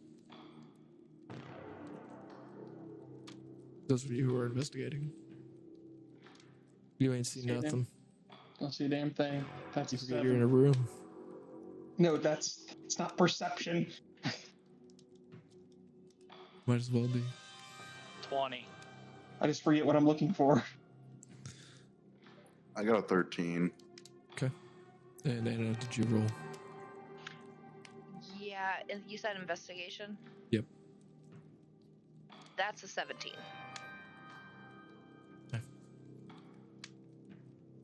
Investigating the room a little bit more thoroughly, looking around, find looks like humanoid bones in the corner by the stove.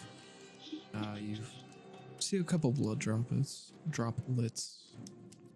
kind of being led in a circle around the doorway you guys initially came in.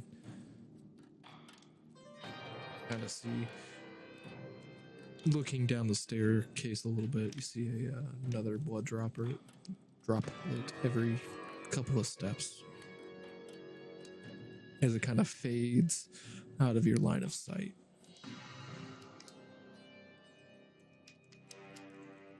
Everybody but Elrid.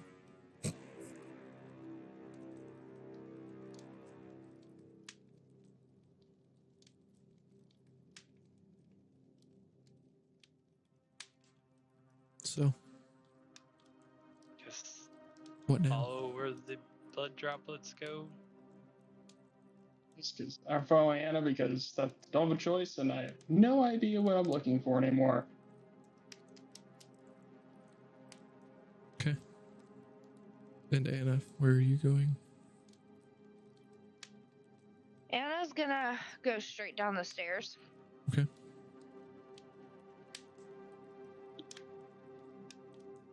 As you guys start making your descent down the staircase, keeping your eyes towards the individual steps, following that trail of blood, everybody go ahead and give me a perception check.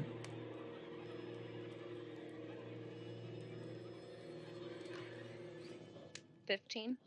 Oh, it's 18. Wait. 18 plus 2.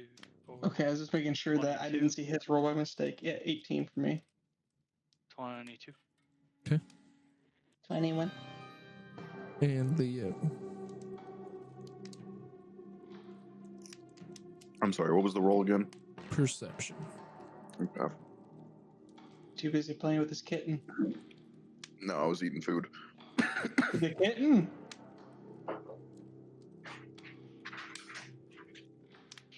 A 10. So, Elrid, Neptune. Straight ahead, you both hear the faint sounds of what sounds like footsteps heading towards you.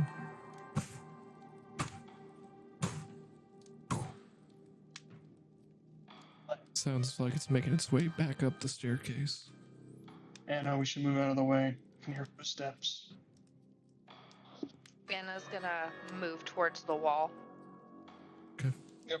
So I'll be right there along the wall. Have my hand still on her shoulder. I'm assuming Leo's doing the same.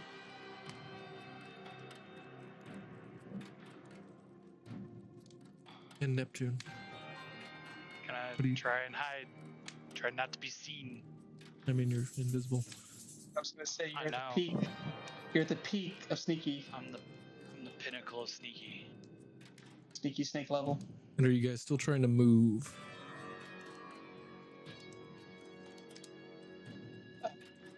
feel like I'm just gonna freeze. Try not to move at all, waiting for it to come upstairs. Like Kronk. Oh. Yeah. Just no noise coming out of my mouth.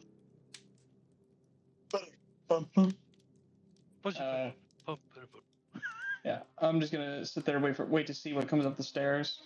Kind of keep an eye on if I see Tristan or John being dragged up the stairs, or if it's the demons, and make my decision based on what I see.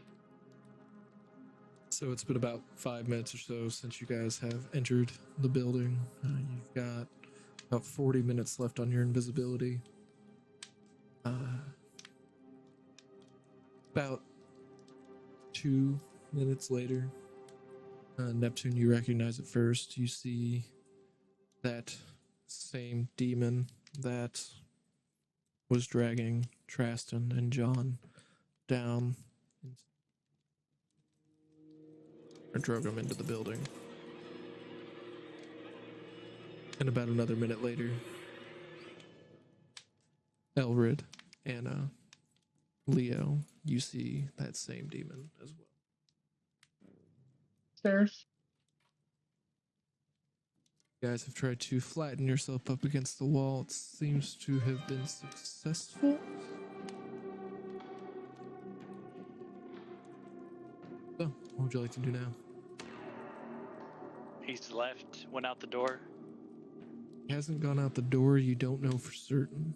All you know is he's made his way back up the stairs, and you don't really have the visibility to see all the way up the stairs based off of your distance. Okay. Anna's gonna whisper to Elrid since he's touching her shoulder. We better find Tristan and John fast. I don't know if we have a lot of time. Let's hurry. Then Anna's gonna start walking down the stairs, trying to be as quiet as she can. He hasn't left yet, right? What do you mean? Did he actually, like, We is don't that know. the door? You don't know. Don't know. You don't have visibility of the door or that room that you were in. Alright. You guys have descended far enough down to where you can't see that from you. Oh, okay. So, I assume you guys are going to continue forward. Yep. Continuing forward, being as quiet and stealthy as you can. About 10 minutes later, you guys make it to the bottom of the stairs. Neptune first. Moments later,